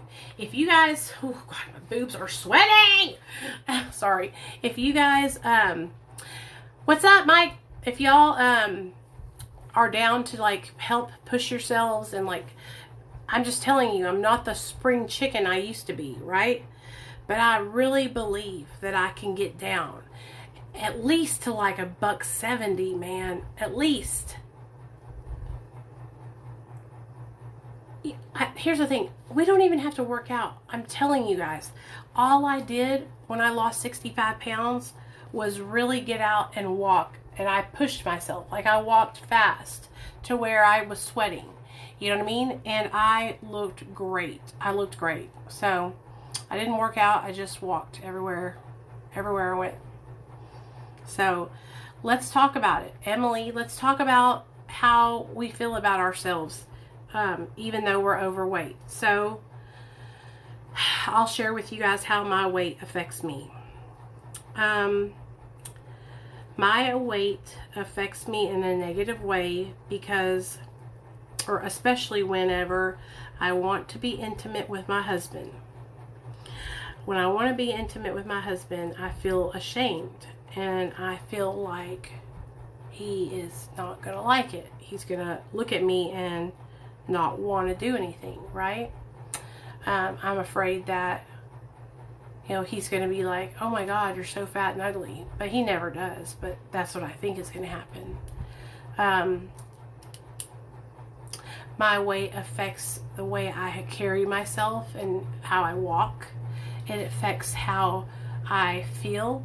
I wake up in the morning, I feel sweaty, I feel hot, I feel like a hunchback of Notre Dame, okay? And it sucks. I have no jeans. My jeans literally hurt to put on, okay? I wear nothing but black leggings and yoga pants, all right? It affects like whether or not I go outside, if it's hot or cold. I don't want to be outside in the heat. Fuck that shit. Fuck that shit. I'm staying inside. You know what I'm saying? And so it has affected every aspect of my life. And then you know what else, you guys? Yes, a sweating too, girl. I think and I say, what happened? Like, where did I go wrong? How did I let myself get to this point, you know? So tomorrow we're going to talk about relationships with one person that's using and the other person that's sober. I'm going to go wash my face and talk to you guys at the same time. Same, okay, Kathleen? I totally understand. And so I had this is what I did, you guys. So whenever I figured out, like, I was trying to stay and not buy clothes because I was like, I'm going to get into my skinny clothes one day, right? Wrong. So you know what I did? I went through all my skinny clothes and I got rid of all of them. I got rid of all my skinny clothes because, baby, it wasn't going to happen. I got rid of all of them and I went out and I bought me all my favorite kinds of t-shirts that fit me. That's when you guys see me like haul the cool shirts that I get from Urban Outfitters and stuff, because I was like, this is it. I am not, the weight's not just falling off. I can't sit here and play any games anymore. Like, it's just, it's here. So I went out and bought clothes, like shirts and stuff that fit, so at least I would be comfortable in the clothes that I was wearing. Now, this November, I'm supposed to go on a marketing trip with my boss to Tennessee. Didn't you guys live in Tennessee? And I have to dress business casual. When I tell you guys, I am dreading it. I am dreading it. How do you dress up a body like this? That looks like, I feel like I look like SpongeBob SquarePants.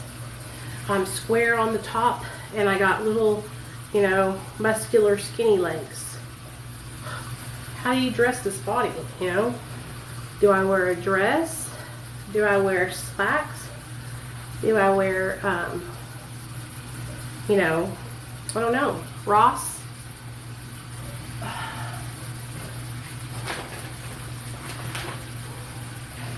I want to look cute, you know?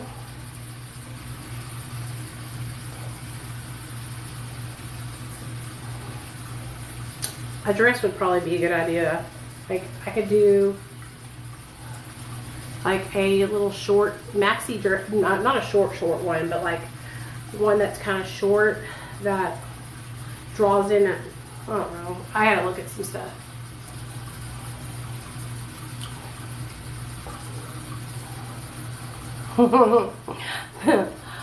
I moved here to start a new fresh life and I'm falling apart because I'm not comfortable in my body. I totally understand.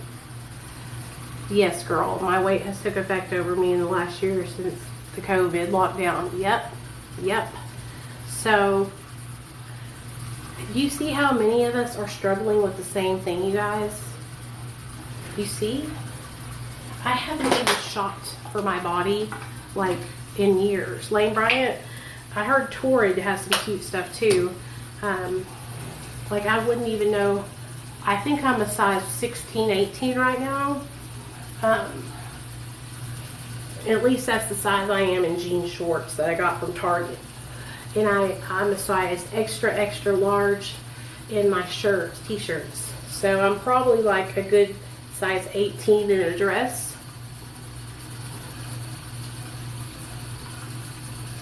But like, I have to look nice because for this business thing, because we're going to go and be talking to other people about marketing, you know?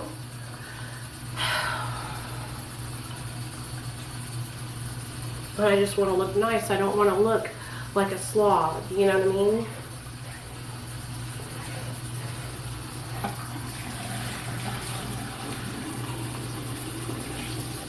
Oh my gosh, you guys, do you guys have this chicken skin on your arms? I'm fixing to show y'all something. And y'all tell me if you have this, okay? I don't know if it's a Mexican thing or if white people get it too, but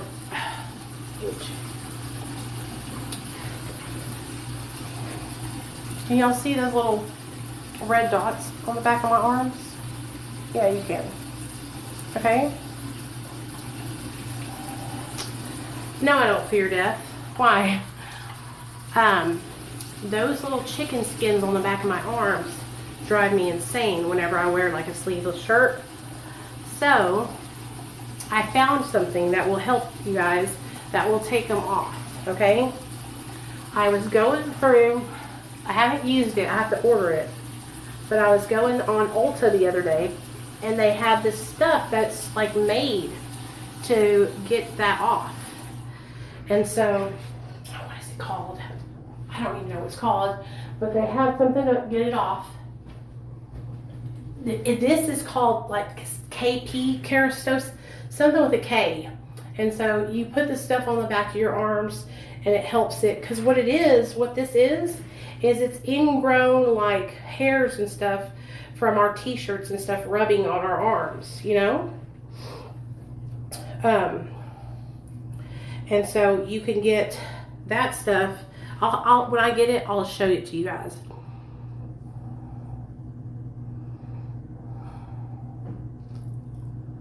Yes. Okay, so my stretch marks, I got kind of lucky because you can't really see them, you know? But I still got a big ass gut though. You know? So I think that we all feel the same way, but we're like, okay, so Ashley just said, Ashley, did you say you struggle too? When I look at Ashley, I see like, oh my gosh, I wish I was her size. You know what I mean? And she's probably looking at somebody else saying, oh my gosh, I wish I was that size again. You know what I mean? And we always look at someone else and want to be like that or want that. And then there's always somebody else that's looking at us saying how beautiful we are. You know what I mean?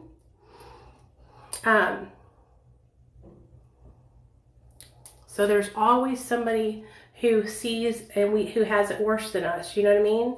So we're all pretty amazing, if you ask me. What helps with stretch marks? Does anybody have anything for stretch marks? I know whenever I was younger, you guys, I don't know if it works or not, but I used to put cocoa butter all over my body when I was younger because I heard it helped with stretch marks. Now, if you want to, this is what I would do. Look into like some skincare stuff for your stretch marks, okay? Like there's stretch mark cream that they sell at like Ulta and stuff like that. I honestly don't think we can make stretch marks go away though. I think that they're just there, you know? Now you can tan, if you go to the tanning bed, you can tan them and make them, you know, look less prominent. Now that always worked for me, was tanning them. Girl, I bet you he's going to be like so happy. Axel, where have you been? It's Axel, y'all. Finally. Where have you been, motherfucker? Oh, this is the AHA BHA peeling solution. So it's 30% alpha hydroxy acid, okay? And 2% beta hydroxy acid, all right? And so listen, it says, clean face and wait for skin. 10-minute of exfoliating facial, okay? So what this does is it's a chemical exfoliator, all right? So what it's doing is it's getting in my pores and it's cleaning out my pores and it's helping with all the dark spots and texture and all that kind of stuff. And it's totally resurfacing my skin. Right now, it's helping my skin shed that old layer of nasty old skin and turn over those skin cells to make new ones. And it's going to feel as soft as a baby's bottom. Oh, it stings, girl, yes. But that's how you know it's working. Lost in my head, I'm back now. Did you move out, Axel?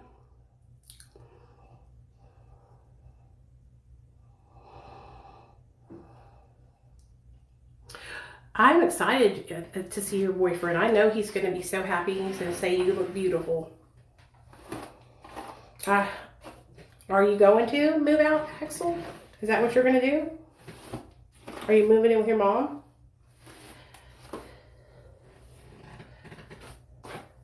I don't know why you didn't get into some kind of recovery program like I told you. You just don't listen.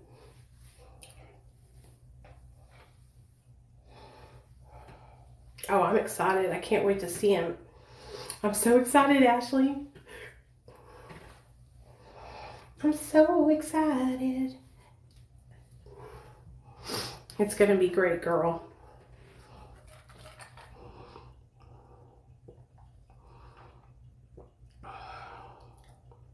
Your guts were out, Kathleen.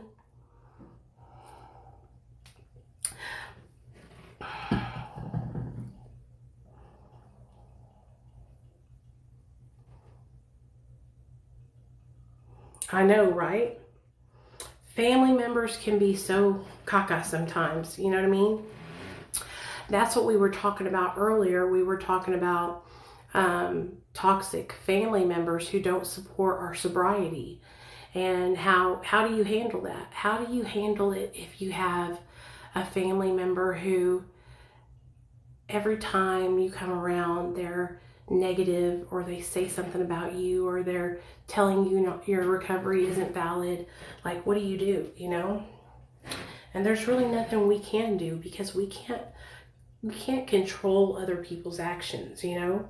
But what we can do is we can control our own reaction to those people's actions, you know? And so we can stay sober and keep doing the right thing. It's hard sometimes, you guys. Believe me, I know. Maybe tomorrow we'll do like a makeup look. I have this Pat McGrath palette, and it's got some really pretty colors in it. I just haven't used it lately.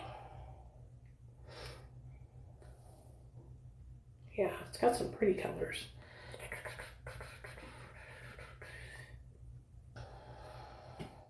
Did you guys see that? Do you guys like Pat McGrath? Oh, those are pretty. Those like duochromes. Oh yeah. I really like her stuff. It's expensive, but I like it. Yeah. So.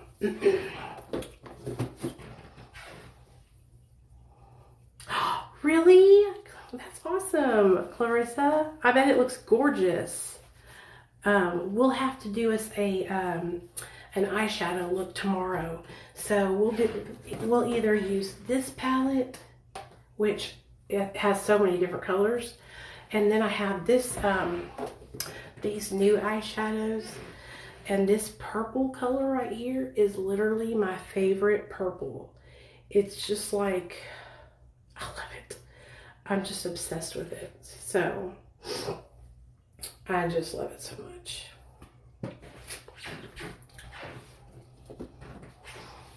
I love makeup. It's just been so hot lately. It's like I haven't been wanting to put on a whole face. That's why I just did my eyeliner today. Because it was so fucking hot, dude. You know?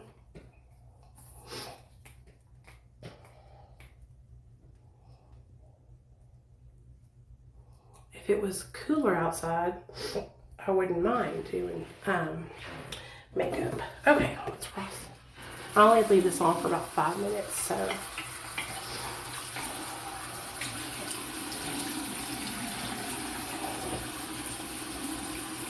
Tomorrow night, you guys, we'll talk about, you know, dealing with somebody who's using. I really want a guest speaker to come on, so I'm going to have to reach out. Oh, do you have to pick him up? I'm going to have to reach out to some other people in recovery. Do you get snow where you are? No, baby. No, barely. We got snow last year, but that's because it was like a lucky draw. Normally, Arkansas gets ice. Ice. And if you're in Florida, I don't think you'll get snow at all. Oh, that'll be fun.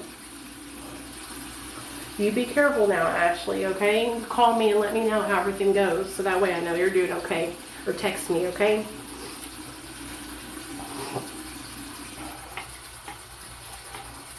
Oh, thank you. Thank you, Kathleen. Have a wonderful sleep to you too, baby. And you guys, anybody's welcome to come hang out with us here, okay? If you don't have to be in recovery to hang out with us, okay? Just know that we're going to be talking about recovery quite a bit. But you don't have to be in recovery. You could be a regular person. Or you could be somebody in active addiction. I support everybody. It doesn't matter if you're using or sober. That's why, you know, some people don't like me because they say I shouldn't support people that are using drugs. But what do you mean? Like, I used to be that person. Why wouldn't I be there for them? Isn't that crazy that people think that me, a person with a large recovery following, should turn my back on somebody struggling with their addiction? Like, how does that even make sense? Some people are so weird. I would never do that, you know? I'm here to help people. That's why I have an account, not to turn my back on them. You know, it's easy to judge people and look down our nose at them for their mistakes. It's hard to, you know, be there for somebody through the hardships, you know. It's easy to judge somebody off of their struggle. I don't do that. And in fact, I encourage people who are getting high to come hang out with us, because I want you to be here, because you need the support, you need the love. You need to know that no matter what, whether you're getting high or not, you deserve, hey Negro, what's up girl? You deserve love and support, no matter what. And a lot of people would have you thinking otherwise, but that's just not the truth, you guys. It doesn't matter if you're using drugs or sober, okay? All human beings deserve love and support. And I'll tell you this. Do I mean go out and spend money or give your drug addicted loved one money? No, that's not what I mean. What I mean is be there to support them, love them from a distance, okay? And even though I have people that I care about that are relapsed, that are on this app, I don't send them money. I don't, you know, enable them, but I leave that communication open so that way they know that if they need love and they need support, they need somebody to talk to, they can come to me. You're welcome anytime, girl. No big deal. I'm telling you though, every one of them, all of them blocked. So bad.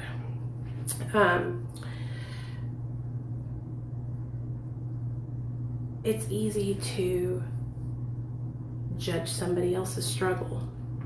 What's your question, girl? It's easy to judge somebody else. It's easy to say, oh, that person relapsed. They're a piece of shit. They don't deserve a platform.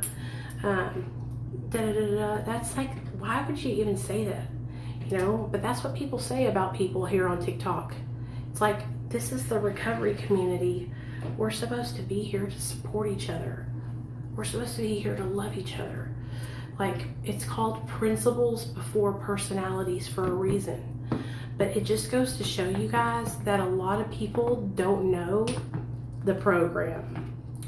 So a lot of people let their personal hatred for people get in the way of their recovery. See,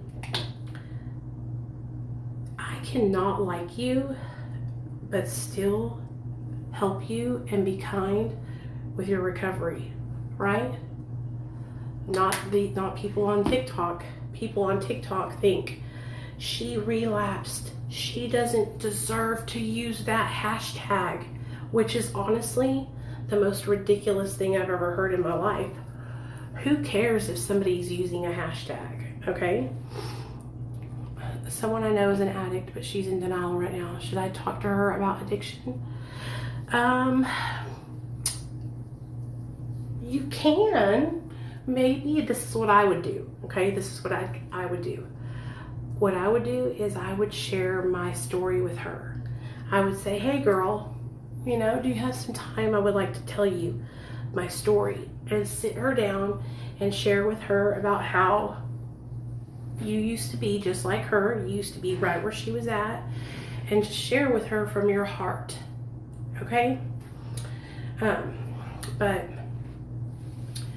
it doesn't matter if somebody's using a hashtag recovery queen or recovery this. Somebody the other day made a video calling me out and telling me that I should do something about this because I'm a leader in the recovery community, so I should stop her from using the hashtag recovery queen. You guys, just like we were talking about today, you're welcome, baby. Just like we were talking about today about resentments and toxic people, we can't control anybody's actions.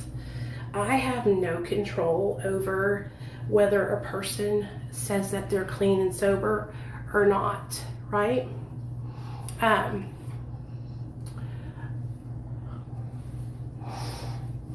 Yeah, what's up? Yeah, come on, Micah. There you go. I can't tell somebody, oh, you can't use that recovery hashtag because I said you can't. Like, do you know that somebody actually made a video and told me like I needed to stop somebody from using this hashtag? What? Hey, girl. Hey, what's up? What's going on? Look at me. Look at me. Washing my face. That's what's going on. What's going on with you? Hold on. Okay, so Let me go in Nate's room. Hold on. yeah, I had to go in the other room too. I can't see that. That way I'm not too loud. Yeah, me too. I had to go in the other room. Okay, go ahead. Can you guys see me okay? Yeah. Okay. So I celebrated 6 months of sobriety September 20th, which is amazing. Like, I'm doing great. You know, I am a very depressed person. So, you know, there a couple weeks will go by and I will have 2 bad weeks at a time. But I always get right back up and I thrive, you know. So I've been doing really good the last couple weeks. Well, today I was shopping at Walmart, and I do not know why. I've never stolen anything in my life. Okay, never. My mom's a kleptomaniac, and she would get caught with us as a kid, and she would go to jail in front of me. And I think that's why I never steal. But something just came over me, and I wanted some makeup, and I stole it. I stole makeup today, and like, I don't know why. Like, my mom was like, "Well, why did you steal something you didn't need versus like something you really needed?" And I said, "Mom, I don't know. Like, I thought I could get away with it, and then that's an addict behavior. You know what I mean?" I know why you Eh, did it. Why'd you do? Why'd I do? Why'd you You do it? did Why'd it. I do it? You did it because you're what, 6 months sober, right? Yeah, You're six and months bored. sober, and you are like seeking that feeling of like, that kind of like, I'm living on the edge, I still got it kind of like feeling, like you're trying to sow your wild oats. Yeah, like You know what I bored, mean? kind of. Yeah, like I don't know, but like I feel terrible about it, but I don't want to return it. Well, I don't I think feel that would be a good idea, because if you go yeah, back I don't there, then they might be like, oh, well, we're going to arrest you or whatever. But, you told the truth to us and you were honest about it. Listen, girl, like I struggled with stealing whenever I first got sober. I'm so serious to you. The first year I was sober, maybe 6 months, I was always stealing stuff. Like I could not help it. I would walk into the Walmart and I would go straight to the makeup department, and the makeup would just stick to my fingers and I would be like, hee, run out the door. Um, yeah, yeah, that's literally what happened to me. Well, I was just looking around, and that was my plan. I was just gonna look around while my medicine was filling at the pharmacy. So I was like, oh, I have some, a few minutes to spare. I only needed one thing from the store, and I got that. But I had my big purse with me, so I was like, these are just lip gloss. They were NYX butter glosses, and I was like, oh, these will fit in my purse. Like, no big deal. And so yeah, I just wanted to tell somebody because I it's don't want okay, this to get. girl. Listen to me. It's not okay, because like those behaviors are behaviors that Yeah. lead us back to making the big mistake, right? So what this Yeah. I feel like is, this is a warning to you. This is a, hey Micah, have you been doing what you were doing when you first got sober, or have you been slacking? You know what I mean? Yeah. I mean, no, I haven't been totally doing what I was supposed to be doing, but I mean, I go to therapy weekly. I'm in your lives. I'm not in every live, because I work nights. I'm in your lives 3 times a week, definitely. I might not always comment, and maybe that's what you mean. Maybe not. Well, I'm I not know always I'm in not your asking. space. I'm asking you, like, I'm really asking you that. Like, is there stuff that you? Because whenever I start kind of like falling back on, like going and stealing, or like just stupid stuff like that, it's usually because I either have like stopped doing something that was helping me stay sober, or maybe I'm going through some stress in my life and I'm acting out. Like, you're also under a lot of stress. You're taking care of your sister's kids. Your sister's in treatment, Yeah. and your dad is going to Yeah. treatment, and he just came to your Yeah. house recently. I know. He's got 3 more days staying with me until he leaves. And okay, guys, I love my dad and I'm so happy that he's going to treatment, that I'm ready to have my house without him. I'm ready for him to go and so I can have some peace and quiet. Like I like living alone. I Yeah. paid alone. So having him there, I love him and we've spent days together and just had heart to heart and we've cried together and it's been needed. However, that's kind of stressed me a little bit because I'm ready for him to go. I'm Yeah. ready. So So y'all, Micah's family has, her whole family has addiction. Her mom, her yeah. dad, and her sister and her. And so her dad has been like really, he's been homeless for like a long time, and he just recently showed Also, up at Micah's add that it house. also okay. So it's my immediate family. It's my mom, my dad, my sister. My baby brother has no addiction problems. He won't even take a freaking shot of whiskey, like or nothing. My baby brother. He's 19. He's not a baby. He's perfect. But okay, I will take that back. He does smoke weed, but he's a little lazy at when that comes, but he won't do anything hard. Okay, my grandmother and grandfather on both sides of my parents, they died from addiction. My grandmother died 2014 from Hep C. That's why I am on Nicole all the time. Like, did you get your medicine? Did you get your medicine? Because I watched her die, Nicole, and I'm not trying to scare you, but you already know. It was a horrible way to go out. And she was Yeah. 52. My uncle died last year of cirrhosis of the liver at age 53. I see people die young from this disease. And I think that's another reason why sobriety is maybe a little harder for me, because on a day-to-day basis, I see someone like my dad. He's not drinking at my house. I mean, I'm not going to have him pre-detox before rehab, you know? Right. He takes a shot in front of me. Alcohol is not my poison. I don't crave it. When I see him take it, I'm like, ugh, you know, like he drinks Kentucky Deluxe, like, you know? But it's still Hello? just adds stress to me, because I'm like, man, I help this guy really. I'm stressed about him succeeding right now. But this is my last straw. And I want you guys to hold me accountable to this, because if my father or my sister come back and they fail, I unfortunately have to cut them completely. I'm going to have to change my phone number. I'm going to have to not let them in. It's going to break my heart to pieces. And that's when I'm going to need you guys. You Because, have to do it though, girl, because yeah, this is like you setting the boundary with them.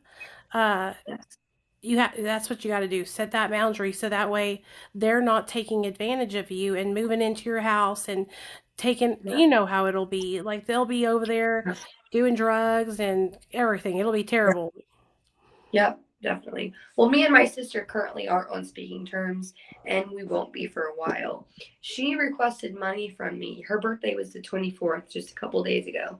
She hasn't talked to me in 6 months, and she requested money from me on Cash App and said, for my birthday. I said, no, sister, you abandoned me when I was getting sober and I needed you. I said, I'm sorry, but I'm not to my fourth step yet. And when I am, She took I'll my talk. pallet, so she has her birthday. Yes.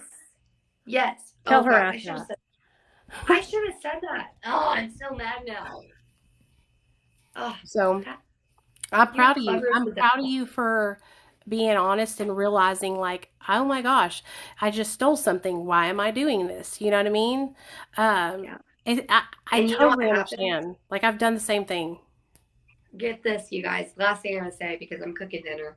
Um, I go to the parking lot to get in my car, and I'm already feeling sick at this point, because I'm like, you dumb bitch. Like, what are you doing? I get in my car. I pull off. Guess what? I have a flat tire. Oh, Shot the man. hell.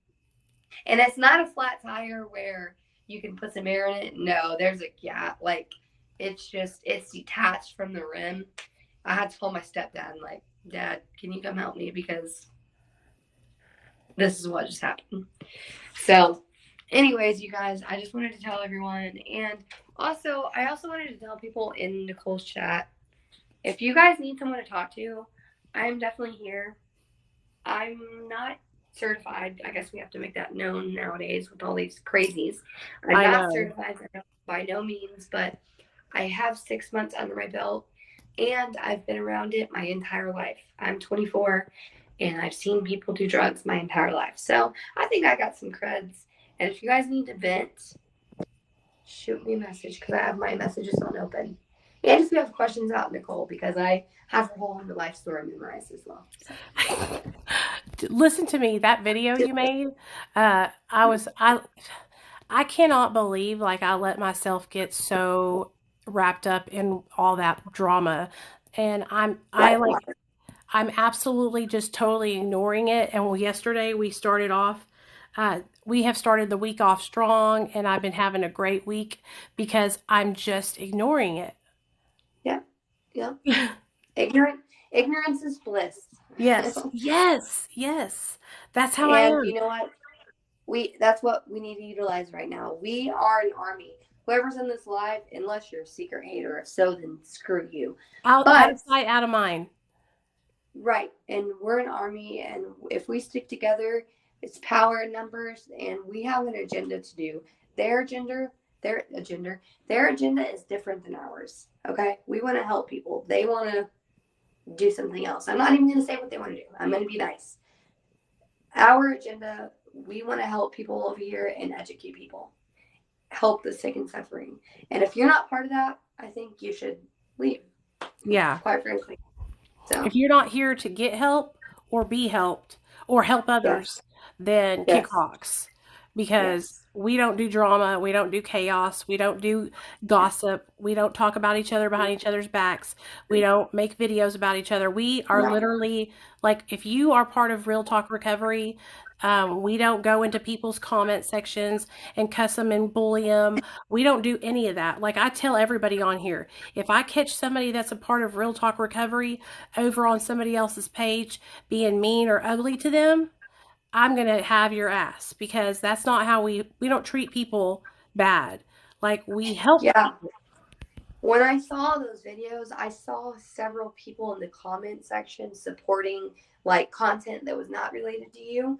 And it broke my heart because I was like, wow, I've been following you since day one. And I had to unfollow them because I'm not going to stand for that.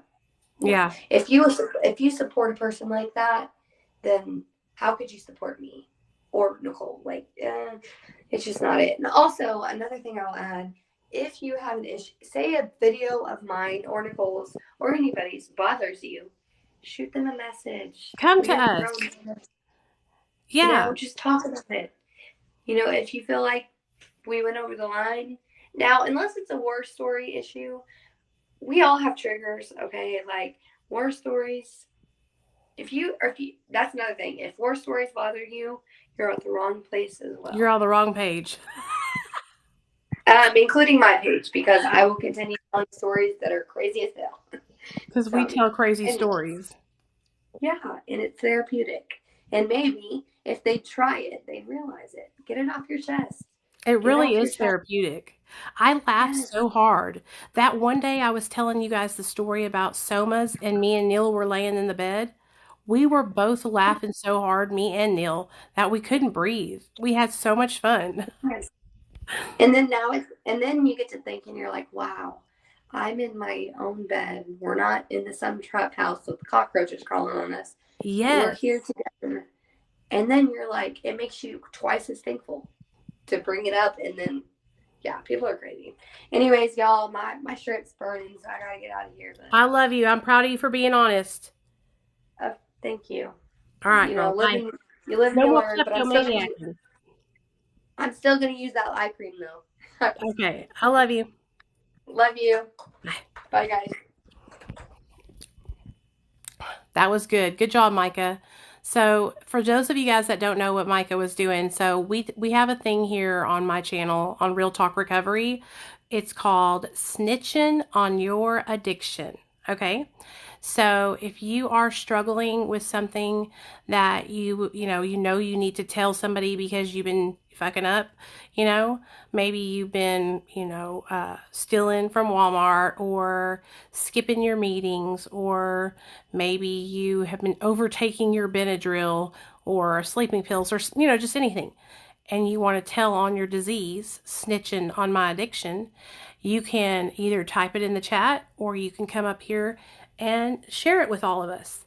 I also have a series called Secrets Keep You Sick, where if you have a secret that has just been eating you alive and you want to get it off your chest, and you want to share it, you can send me your secret to my DMs and I will share it anonymously here on TikTok in a video, and I will also give you some suggestions and feedback also. So it's called Secrets Keep You Sick and Snitching on Your Addiction.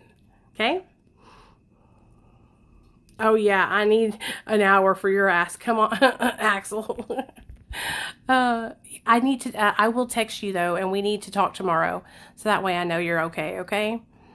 I love you guys, and listen to me. You guys, I'm here because I want to help you guys. I'm here because I want to support you.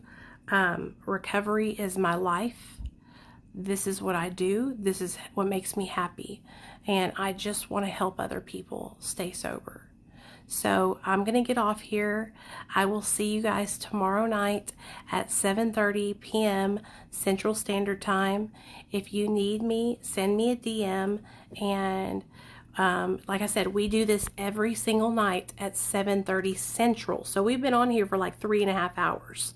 So every single night, 7:30 Central, you can find me here live. Usually it'll be me and a guest or just me. But all are welcome, and I hope to see you guys here tomorrow night. All right?